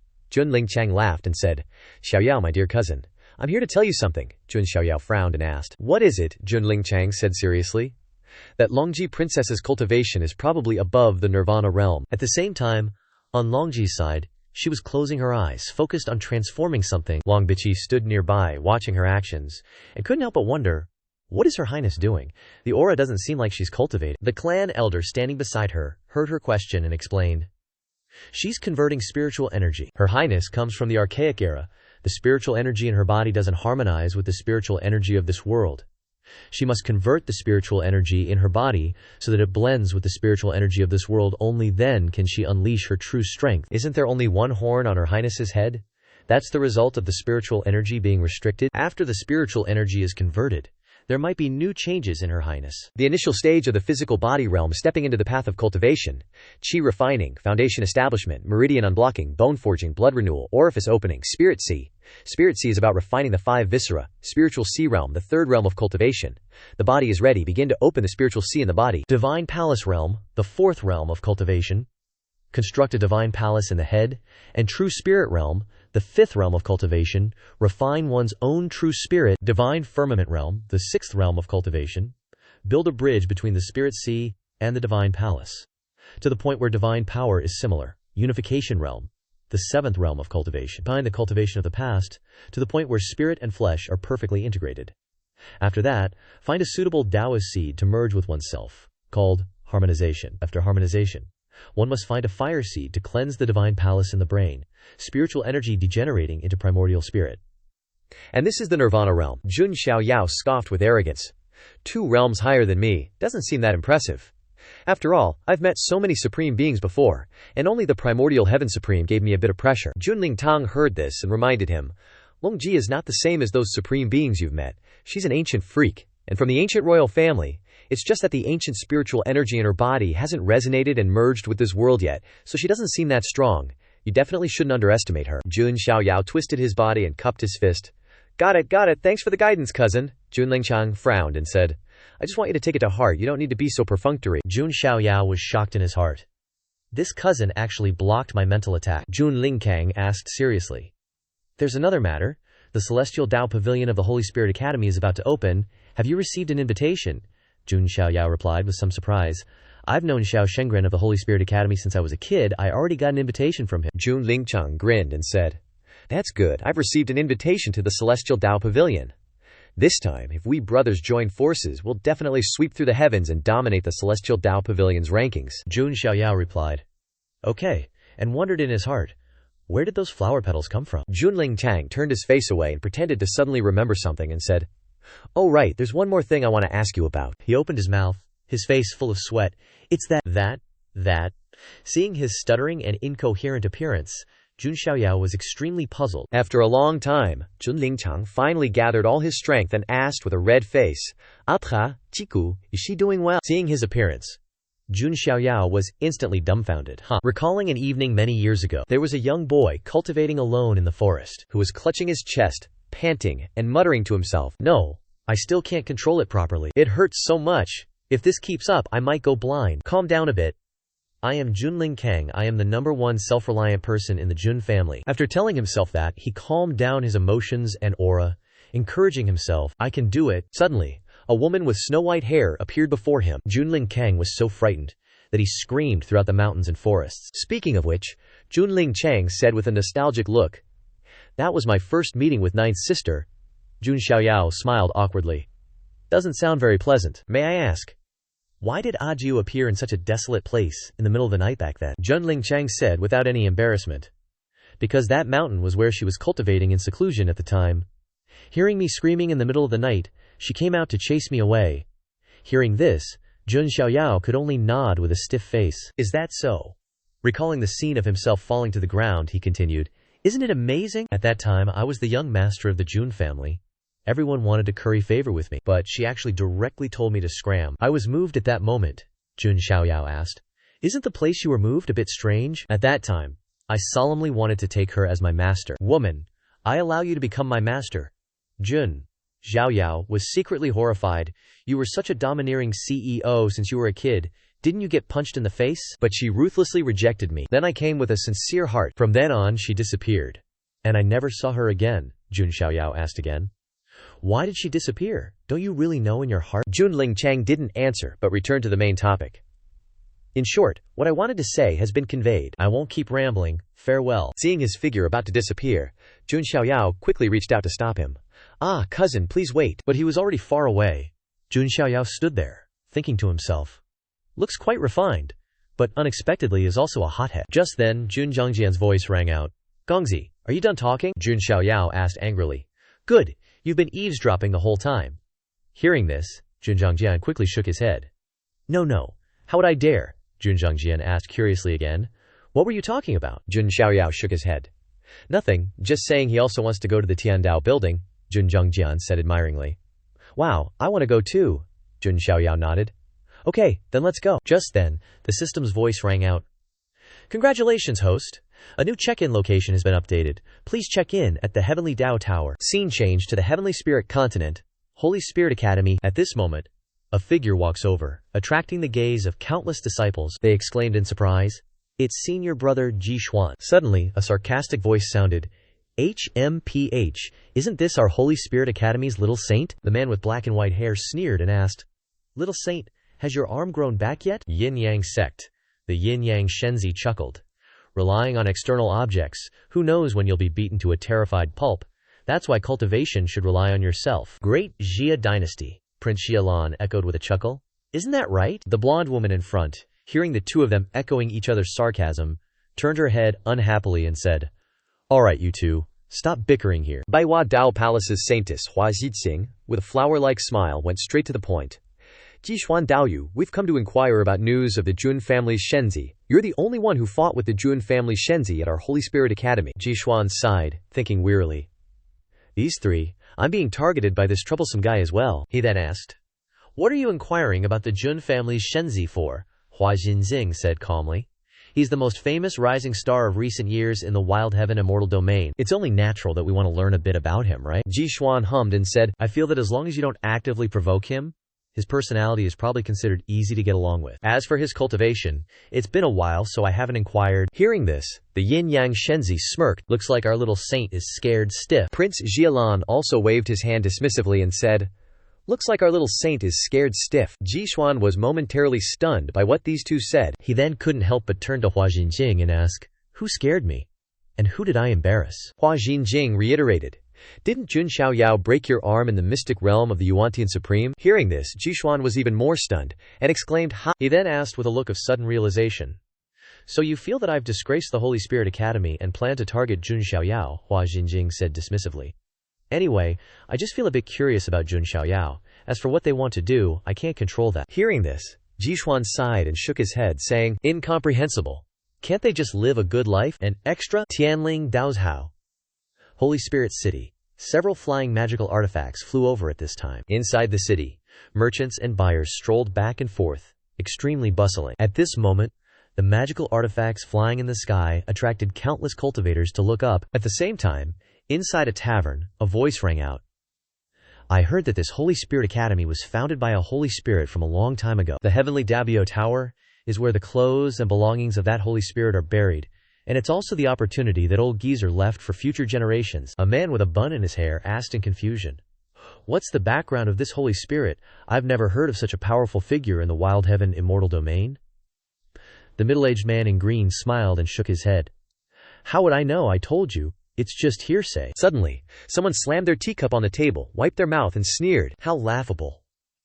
People these days don't even know what a Holy Spirit is, yet they dare to fantasize about obtaining opportunities from the Heavenly Dacio Tower." As soon as he finished speaking, the atmosphere inside the tavern became eerily silent. The middle-aged man in green then gnashed his teeth and asked, "Kid, who are you? We brothers are talking. Who asked you to chime in?" Ye Xingyun looked down at him with a side eye and said, "Ignorant fool. If you don't recognize me, then you're not worthy of knowing my name." The middle-aged man in green became even angrier and drew his sword. He rushed towards Ye Xingyun, yelling, "How dare you! Today your grandpa will teach you a lesson your dad never did." Before he could finish his sentence, there was a loud bang. Ye Xingyun, with a teacup to his lips, coldly looked down at him. The middle-aged man was now lying on the ground with a dazed expression. His companions saw him fall to the ground for no apparent reason and rushed over worriedly. "Erjuzi, are you okay?"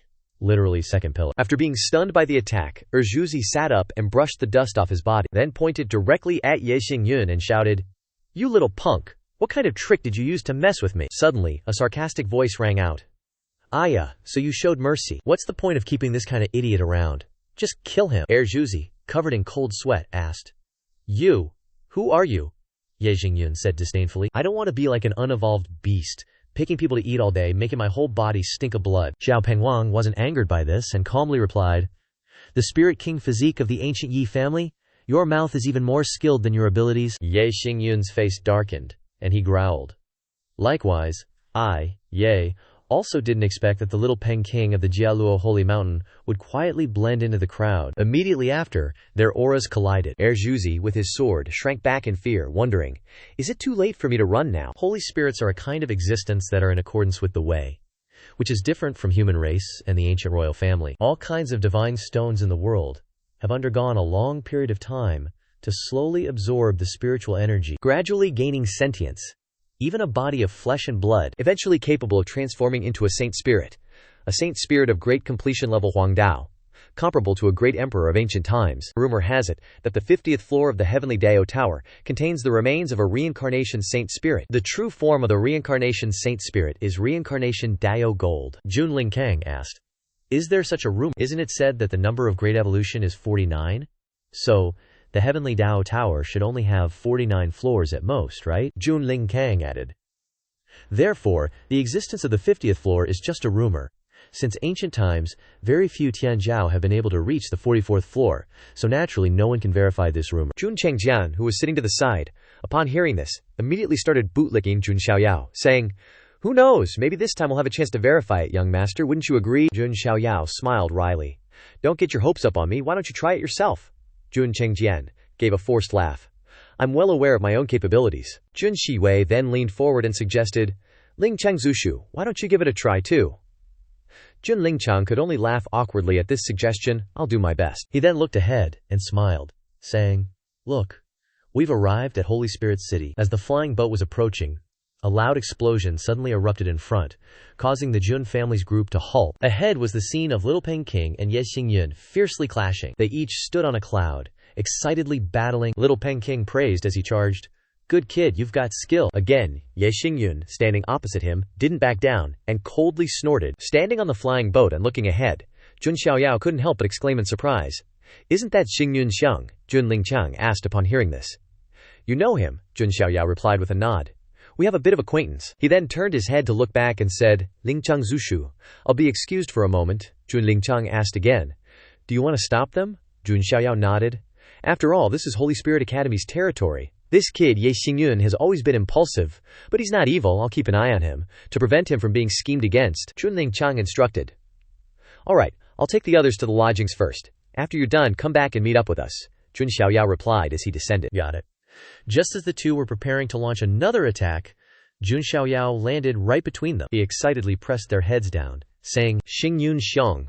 Boom. With a loud bang, Ye Xingyun and Little Peng King's heads were forcefully slammed into the ground. Jun Xiaoyao flashed a flower-like smile and asked, We meet again, aren't you happy? Little Peng King, with his face pressed against the ground, was utterly dumbfounded, while Ye Xingyun cried tears of gratitude, saying, Thanks, I owe you one. On a side note, the old donkey pulling the cart feels like crap. A moment later, in front of the old innkeeper, Jun Xiaoyao said with an apologetic smile, Sorry boss, the kids don't know any better. We'll compensate for any damage at the original price, and we'll figure out how to take care of those who were injured or affected. Xiao Pengwang, after being stunned for a moment, stood up, brushed off Jun Xiaoyao's hand, and shouted, Who are you? Mind your own business. Are you trying to ride on my coattails? Jun Xiaoyao immediately punched him, adding another bump to Xiao Pengwang's head, and said, I'm your strict father. Ye Xingyun, standing to the side, chuckled and advised, You'd better be a little more obedient.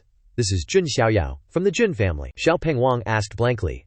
Jun Xiaoyao, the Shenzi of the Jun family, the ancient sacred body. Ye Xingyun chuckled and retorted. Otherwise, does Huangtian Immortal Domain have a second Jun Xiaoyao? After hearing this, Xiao Pengwang stood up again, waving his arms and shouting, Ha ha! So what gives you the right to lecture me? You've destroyed quite a few buildings fighting. Why don't you manage yourself? Jun Xiaoyao put on an innocent expression and said, You can eat whatever you want, but don't spout nonsense. The buildings I demolish are all Jun family property. After demolishing them, we just spend money to rebuild them. Besides, I've never harmed innocent bystanders in a fight. There's always some woman who uses super speed to whisk away innocent bystanders beforehand. Saying this, Jun Xiaoyao suddenly placed his hand on his chest and struck a pose of uprightness, saying, Jun is a rare, kind, and warm-hearted person in the immortal domain. Xiao Pengwang, upon hearing this, couldn't help but widen his eyes and mutter, Really? Suddenly, laughter came from behind the old innkeeper. Haha. A body of righteousness, worthy of being the Jun family's Shenzi. Jun Xiaoyao turned around in doubt and asked, And you are? The person came forward, clasped his hands, bowed slightly, and introduced himself. I am the young master of the Wanbao Chamber of Commerce. Qian Tuo. An honor. An honor. The destroyed tavern is a property of my Wanbao Chamber of Commerce. For you young masters, being able to get acquainted with you is a fortunate event for the Wanbao Chamber of Commerce. Saying this, he suddenly extended his hand and smiled magnanimously. It's just a small ant. Consider it my gift to you all. After hearing what he said, the three of them fell silent. After a moment, Ye Xingyun spoke. How about this? How much is the tavern worth? I'll pay for it. Qian Tuo burst out laughing, then lowered his voice and said, Young master is straightforward. It was a decision I made myself. He then turned his face to the old innkeeper and said, Bring the items here. The old innkeeper responded and brought 3 invitation cards. Jun Xiaoyao asked in doubt. These are invitation cards, Qian Tuo explained. The Heavenly Dao Tower's Rufu is about to open, and the Holy Spirit City has been very lively recently. Taking advantage of this popularity, our Wanbao Chamber of Commerce plans to hold a martial arts competition. I wonder if you young masters are interested in participating. Xiao Pengwang crossed his arms and asked coldly. The martial arts tournament? You want us to go on stage to compete? Qian Tuo smiled and shook his head. No. If we ruin the mood of the young masters, that would be a grave offense. He then grinned and explained. Our martial arts tournament is for slaves to engage in death matches. The young masters only need to place bets. The slaves our Wanbao Chamber of Commerce collects include not only cultivators from other immortal realms, but even devils from outer domains. Xiao Pengwang, upon hearing this, revealed an interested expression. Sounds kinda fun. NGL. Only? Xiao Pengwang asked. Only what? Xiao Pengwang said with a smile. The spirit stones we bet in this martial arts tournament require immortal essence. Jun Xiaoyao smirked upon hearing this. Scene change to a mountain range filled with deathly aura and gloom. At this moment, a monk entered the mountain range from the outside. As soon as he entered, countless figures appeared on both sides of the mountain range. The monk stopped after walking for a while. From the opposite side, countless pairs of fierce eyes appeared, and they mockingly asked, Little monk, what are you here for?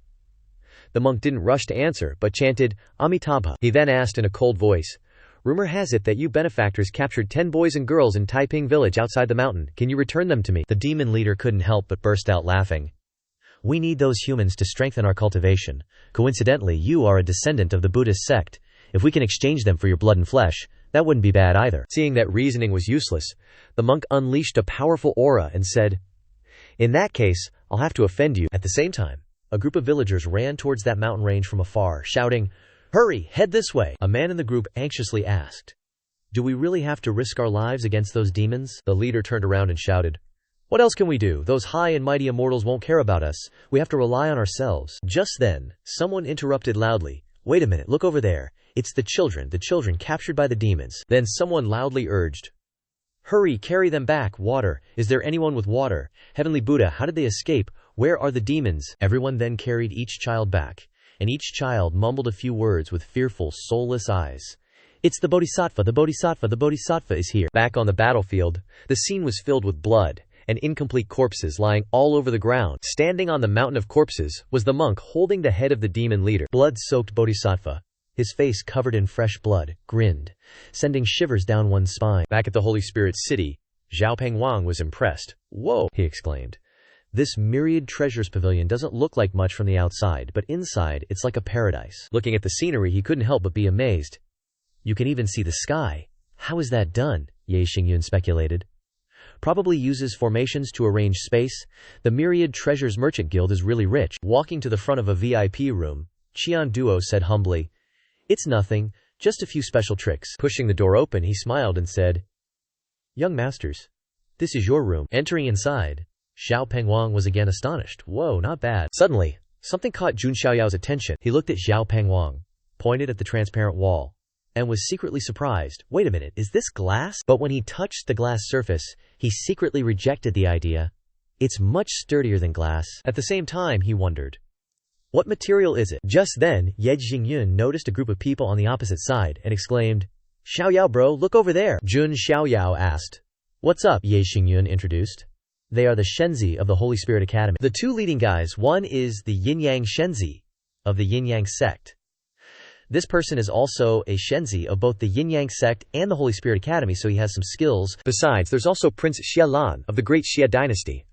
Although the Yin-Yang sect and the Great Xia dynasty are not immortal forces, they have been strong in recent years. Jun Xiaoyao listened and suspiciously looked back at him. "If they're not immortal heirs, Xingyun bro, why are you introducing them to me? Is there something special about these two?" Ye Xingyun shrugged and said, "Trisk, those two were once suitors of the eldest princess of the Panwu dynasty. You tormented and humiliated their crush so much, they might make things difficult for you." Zhao Pengwang, who was standing on the side, laughed loudly when he heard this. Hilarious. Two shameless bootlickers of the Panwu dynasty. What kind of background do they have to make things difficult for the Jun family? The atmosphere suddenly became strangely silent. Zhao Pengwang, seeing this, felt a little embarrassed and asked, "What's wrong? Did I say something wrong?" Ye Xingyun cleared his throat and said, "Don't speak. I think Xiaoyao bro is very mysterious. Although he is a Shenzi of the Jun family, he has extraordinary achievements. But for some reason, he gives people a feeling that I can beat him too. This feeling can even suppress the taboo on the Jun family." Zhao Pengwang nodded when he heard this. "You say that, and I feel like I have this feeling too." The two then asked in unison, "Xiaoyao bro, do you have some method to disturb other people's perceptions?" Jun Xiaoyao immediately shook his head. "Nope." At the same time, he sweated profusely and thought, could it be a side effect of the Chaos Divine Demon visualization art? Just then, the host's voice rang out below the arena. "Welcome everyone to participate in the martial arts competition organized by our Myriad Treasures Merchant Guild. I hope you all have gains and earn a lot of money. You must have been waiting impatiently, right? Now please allow me to introduce the fighter in the red corner with 16 consecutive victories in the arena, killing 14 people, the one-eyed giant from the barbarian fighting ring, Yise." Ye Xingyun exclaimed, "This is actually my first time seeing a real barbarian up close." Hearing this, Little Peng King snorted smugly, then explained, "Truly high-level barbarians can channel the power of heaven and earth through different runes on their bodies. This barbarian doesn't even have runes on him, he's just a noob." Ye Xingyun was surprised and said, "You know quite a bit." Little Peng King grinned from ear to ear after being praised. The host's voice rang out again from below. Next up is the blue corner, having won 7 consecutive matches, killing 3 opponents. The Shadow Leopard of the Feng Ying tribe, Anat Wane. After listening to the introduction of the 2 opponents, Ye Xingyun said, "The Feng Ying tribe is a skilled hunter tribe with super speed, right?" The barbarian race is crude and tough. Even if the Feng Ying tribe is agile, I don't feel like they can gain much of an advantage. He then turned to Jun Xiaoyao and asked, Xiaoyao bro, who do you think will win? Jun Xiaoyao smirked without answering and shouted, 10-star essence stones. I bet on the Feng Ying tribe to win. At the same time, the host raised his hand to signal both of them to prepare. As soon as the signal was given, Yisi roared and then used his bone club weapon to strike Akhenaitwanian hard. At the same time, Akhenaitwanian raised his dual blades to block. Seeing this scene, the spectators placing bets excitedly cheered. Good, good, Little Peking asked. The barbarian's brute force shouldn't be underestimated. Can the Feng Ying tribe's small figure really block it? Below. After the first collision, Onion was pushed back a few steps. Seeing this scene, the crowd betting on Yeast laughed even more confidently. Look at his brute force. The barbarian will definitely win this match. The Feng Ying tribe can only run away. Haha. Yak attacked once again with great momentum. Onion leaned back, then with nimble speed, slipped past Yak, dodging his blow, while simultaneously turning around with his dual blades gripped tightly, preparing to deliver a finishing blow. Swoosh! With a sound, blood splattered as Yinzi's head was chopped off. Ye Xingyun couldn't help but widen his eyes in surprise, and exclaimed, Ah, one-hit kill. He then said admiringly, Xiaoyao bro, you really guessed right. Little Peking also asked in surprise, how did you see that? Jun Xiaoyao shook his head and said boredly, If the level on the stage is all like this, then this fighting tournament is too boring. Along with his voice, in a prison cell, a person clenched his fist, preparing to go on stage. In a side story, the two people who bet with Jun Xiaoyao made a huge profit, and even Little Peking said excitedly, This is the first time in my life that this young master has been so rich. A moment later, the host's voice boomed. Team Red wins this round, and Jun Xiaoyao also wins 40 Immortal Jades. And yawn. Team Blue wins this round, and Jun Xiaoyao wins another 80 Immortal Jades. And just chillin', swinging his legs on the chair, totally bored. Team Blue wins this round. Jun Xiaoyao wins 110 Immortal Jades. Seeing him sitting cross-legged with one leg dangling, Xiao Pengwang was a little confused. Why the sudden interest, Ye Xingyun said, feels a bit more interesting than the fighting down there, tbh. Team Red wins this round. Jun Xiaoyao wins 160 Immortal Jades. Ye Xingyun and Xiao Pengwang mimicked his actions, saying, This is kinda hard though. Pretty fun. Next up is the final martial arts match of today, which is also the second to last act of our martial arts tournament. At this moment, Jun Xiaoyao stopped his bored antics and focused his attention downwards. The entire audience fell silent, followed by an uproar. What? Why are they pushing that cage up here? What's inside? While everyone was wondering, the curtain on the cage was removed. Inside was a demonic creature with 2 horns and a terrifying face, causing the onlookers to scream in horror. What is that thing? The demonic creature growled a few times, sounding extremely menacing. Immediately after which someone recognized it and cried out in terror, Heavens, a heavenly demon from the foreign realm. What? Why is there a living being from the foreign realm here? The incursions of the foreign realm have caused untold suffering to the 9 heavens immortal domain. Countless immortal forces have been destroyed. Are these disgusting, rotten insects planning to invade us again? What's going on? While the crowd was restless with worry, the host clapped his hands together and said, Please everyone, quiet down. The foreign realm hasn't made any major moves. It's just that occasionally, living beings from the foreign realm will accidentally wander into the immortal domain. We captured this heavenly demon in just such a way. The crowd, hearing this, burst into excited laughter. Ha ha, are you kidding me? The Wanbao Trading Company actually captured a heavenly demon from the foreign realm. At the same time, they pointed their stinky fingers down and shouted, Kill him! Kill him! Jun Xiaoyao frowned, recalling. Heavenly demons from the foreign realm. The primordial heavenly supreme fell into such a state because he was guarding the foreign realm. Even the warriors who followed him were infected and turned into corpse puppets. He then said with an interested smile, The Wanbao Trading Company actually found the real deal. Just then, a rough, calloused foot stepped out. The person who emerged was wearing a cloak. The crowd quieted down and began to observe him. Silence fell as they witnessed the challenger, whose whole body was tattered and ragged. Jun Xiaoyao smirked to himself. Not bad. It's him. The great power I sensed. The crowd grumbled. Is that it? Did the demonic alien domain send us food?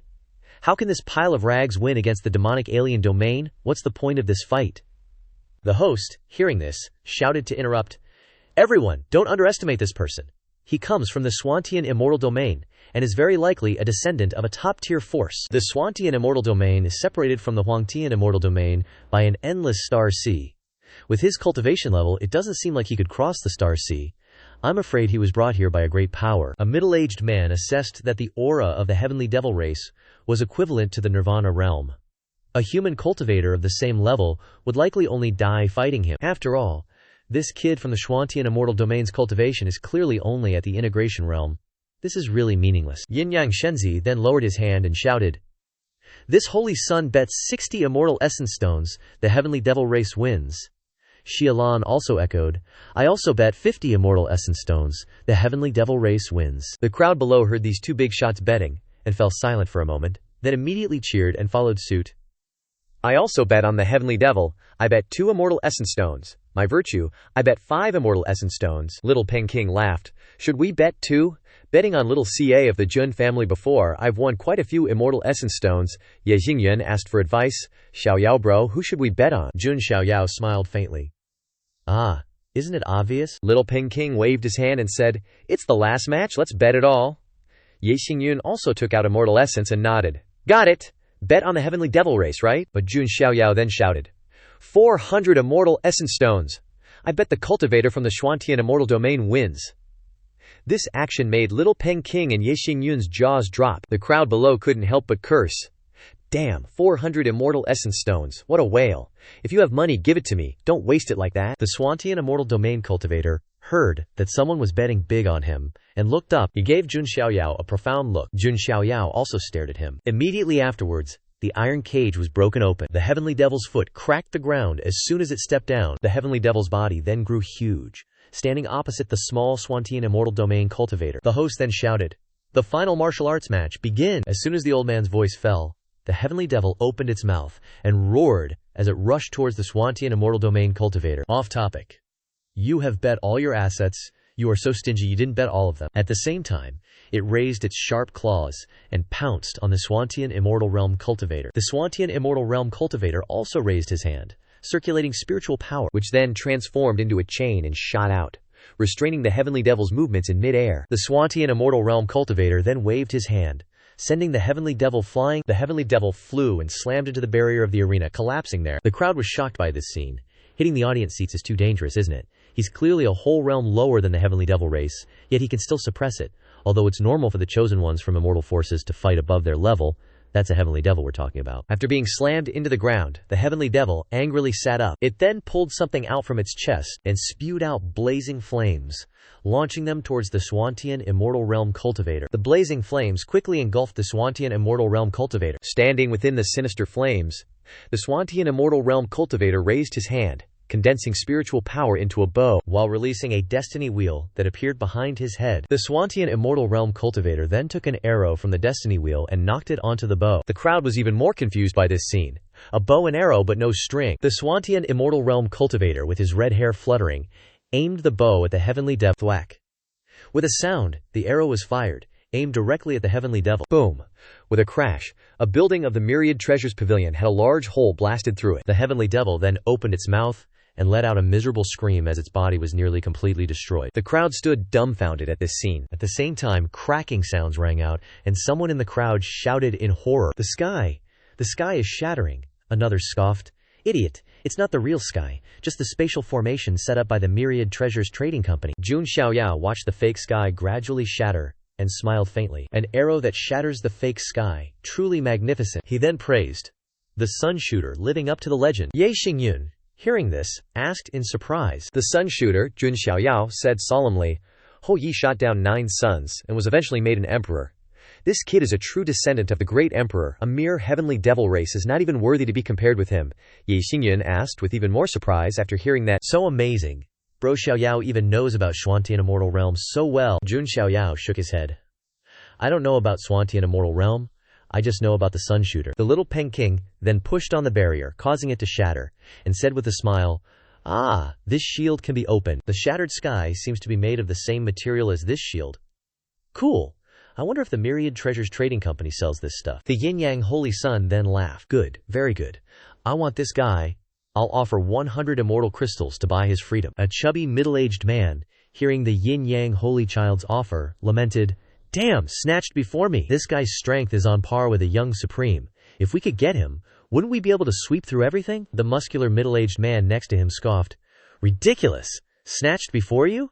If you've got the guts, go bid against him. That's the Yin-Yang Holy Child, the Holy Son of the Yin-Yang Sect and Holy Spirit Academy. Little Peking, sitting on the railing, angrily said, "That disgusting yin-yang bastard, he was the one who led the bet on the demon race just now, causing me to lose tens of thousands of immortal essences." He then jumped down in front of the Shuantian Immortal Realm cultivator and offered, "I want this guy too. I bid 200 curse coins." The yin-yang holy child, seeing him, gritted his teeth in annoyance.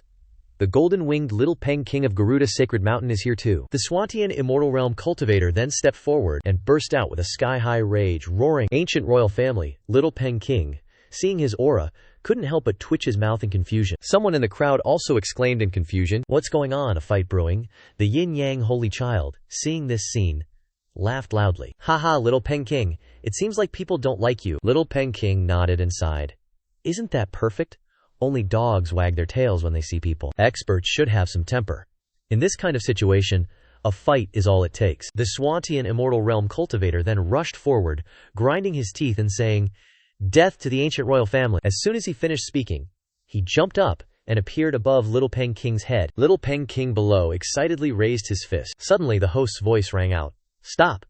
An electric shock shot out from the Shuantian Immortal Realm cultivator's brainwaves, causing him to halt his action. He then fell heavily from the sky, his whole body devoid of strength, lying dazedly on the ground. The host then smiled and walked over, saying, "Sorry, I've disturbed Little King." Little King, seeing this scene, was extremely angry. He then went over, grabbed the host's collar, and roared, "You! Who told you to stop him? How dare you insult him? How could you be worthy of insulting him?" Suddenly, a hand grabbed his wrist. Ye Xingyun appeared, stopping his actions, then glared back at Little King, warning him. As the host escaped, a bid came from above. 300 immortal essences?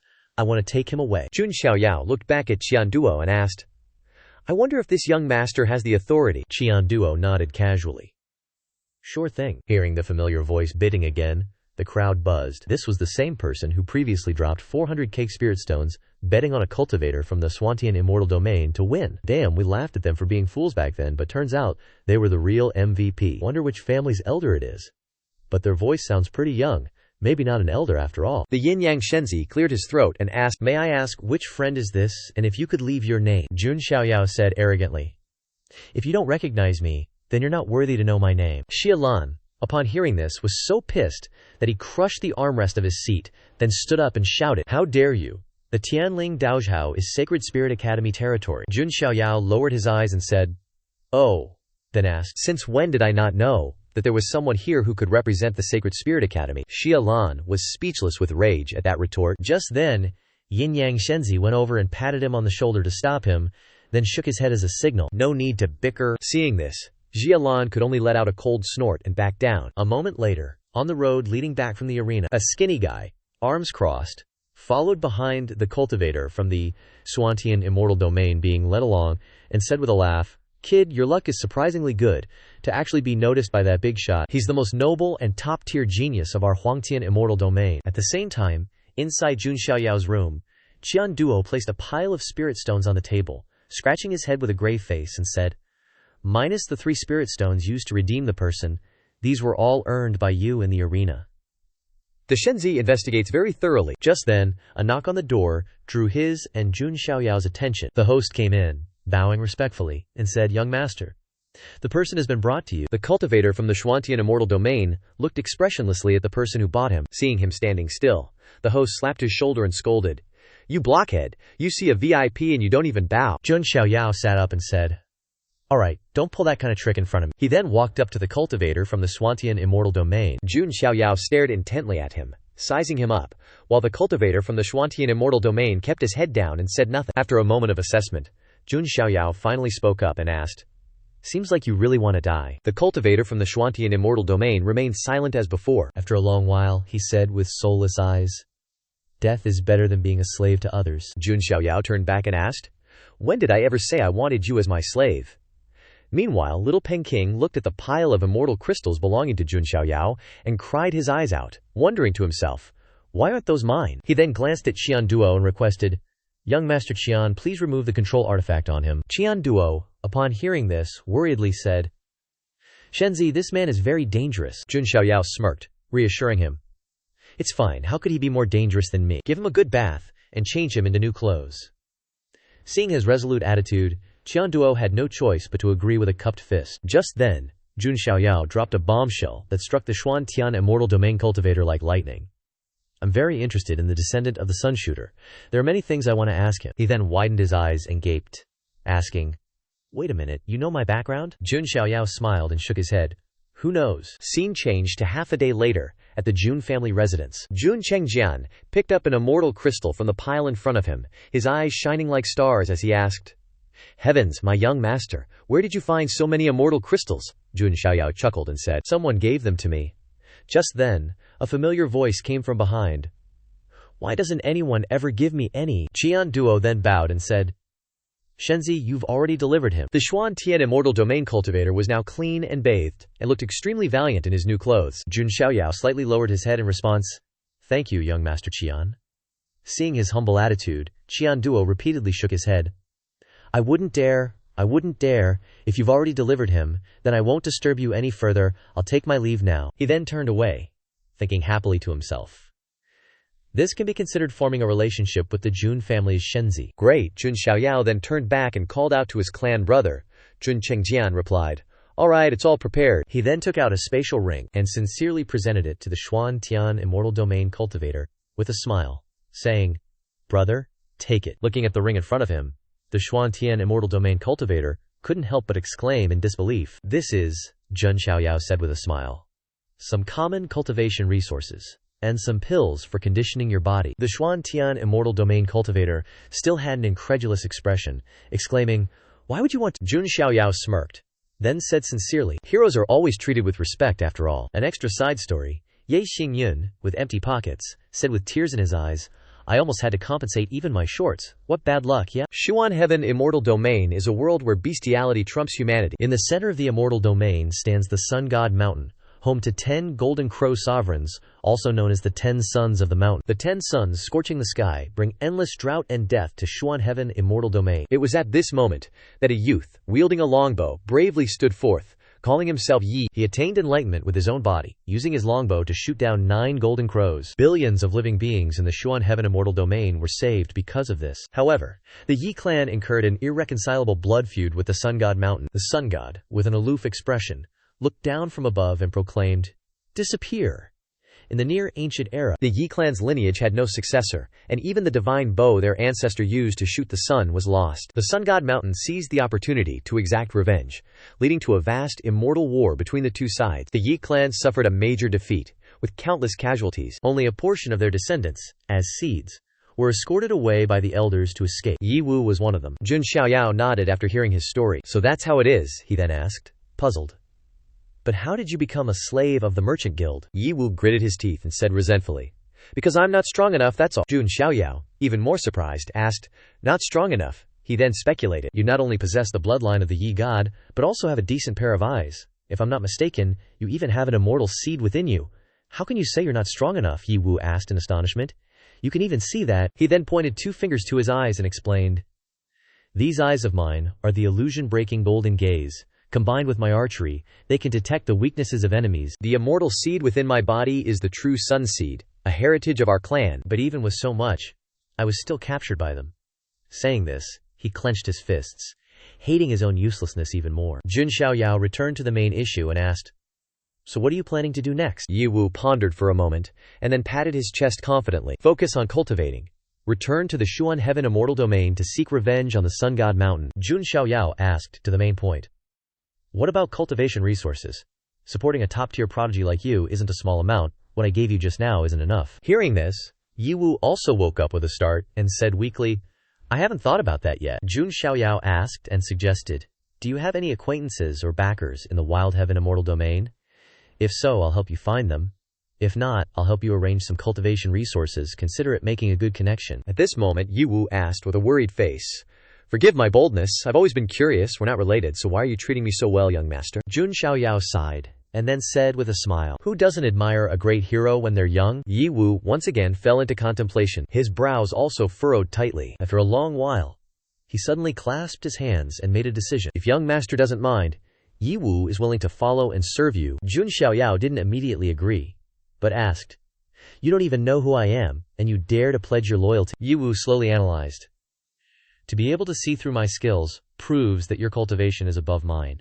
To be able to see through my background proves that your clan is above mine. My clan has declined. I have no other special skills.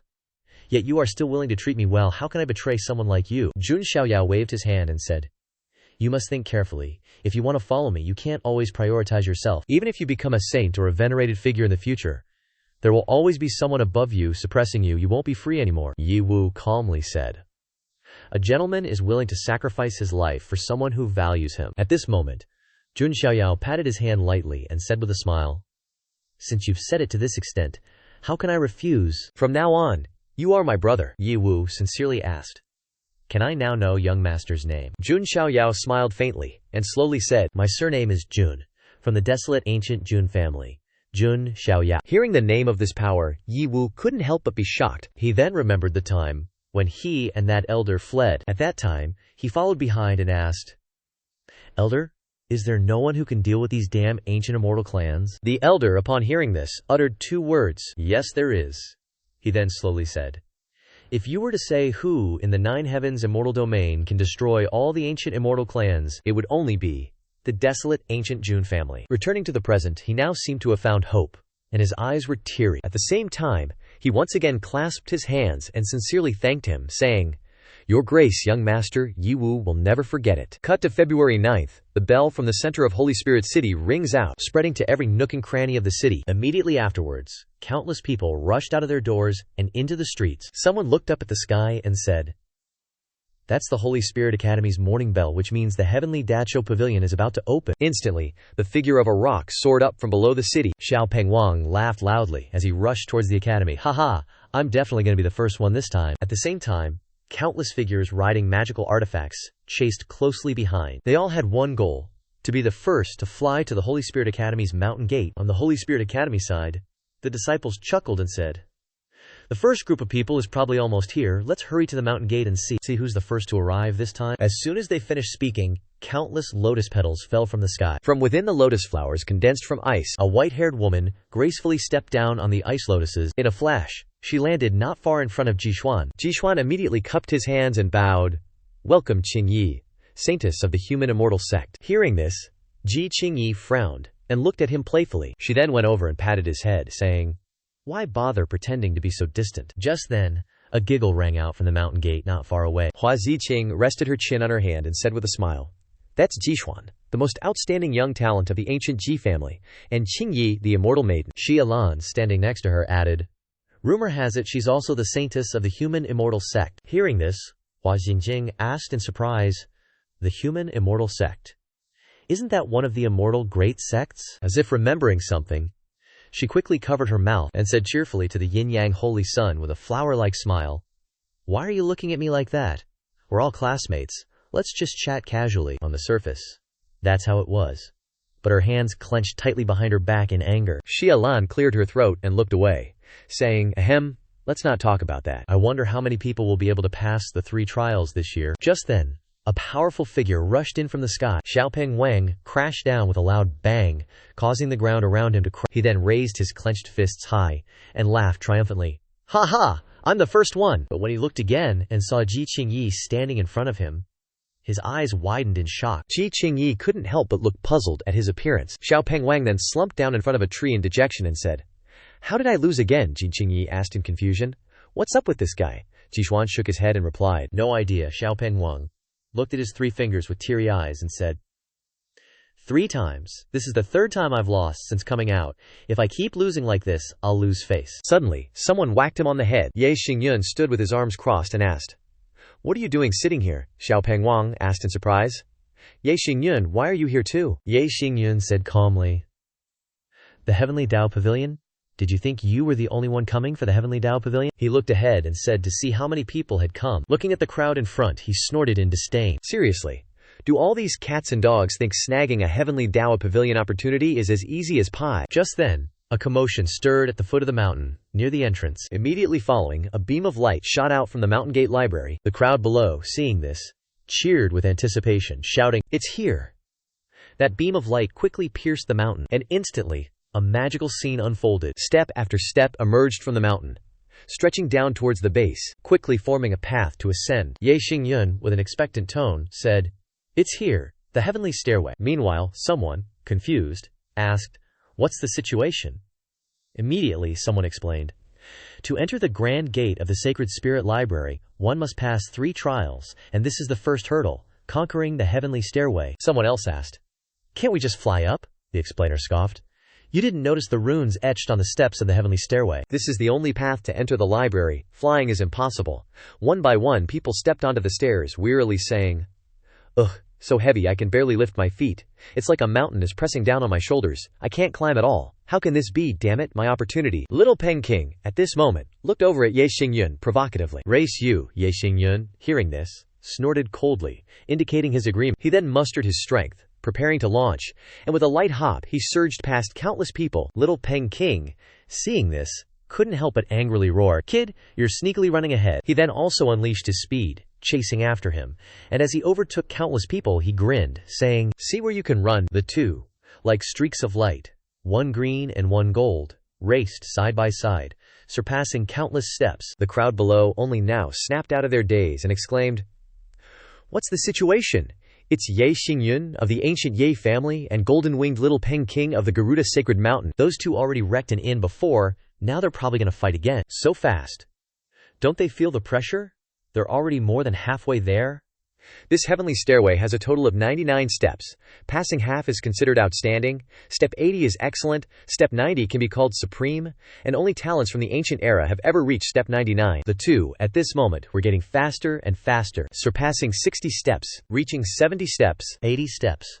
The crowd, seeing this, gasped in shock. Could they have a chance to challenge 99? As soon as the words left their mouths, the two suddenly face-planted, leaving the crowd bewildered. Why did they Ye Xingyun grinned smugly, saying, Hey, 90, I'm one step ahead of you, Little Peng King," lying behind, could only resentfully growl. Damn it. Suddenly, the figures of the two blurred, causing the black-robed man to exclaim in shock, "Where did those two go?" The person next to him speculated, did they pass the heavenly stairway and get teleported to the second trial? There might be a mirror reflecting their current progress through the trial.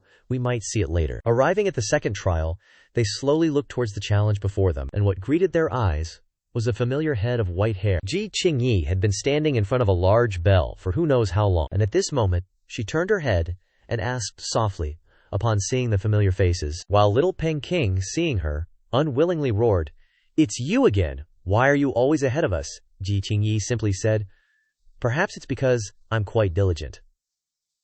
Although she didn't know what had happened, she politely replied nonetheless. Immortal families, immortal sects, twin holy daughters, top-tier families, top-tier sects, twin holy sons, secondary families, secondary sects in this place, ordinary cultivators, all living beings,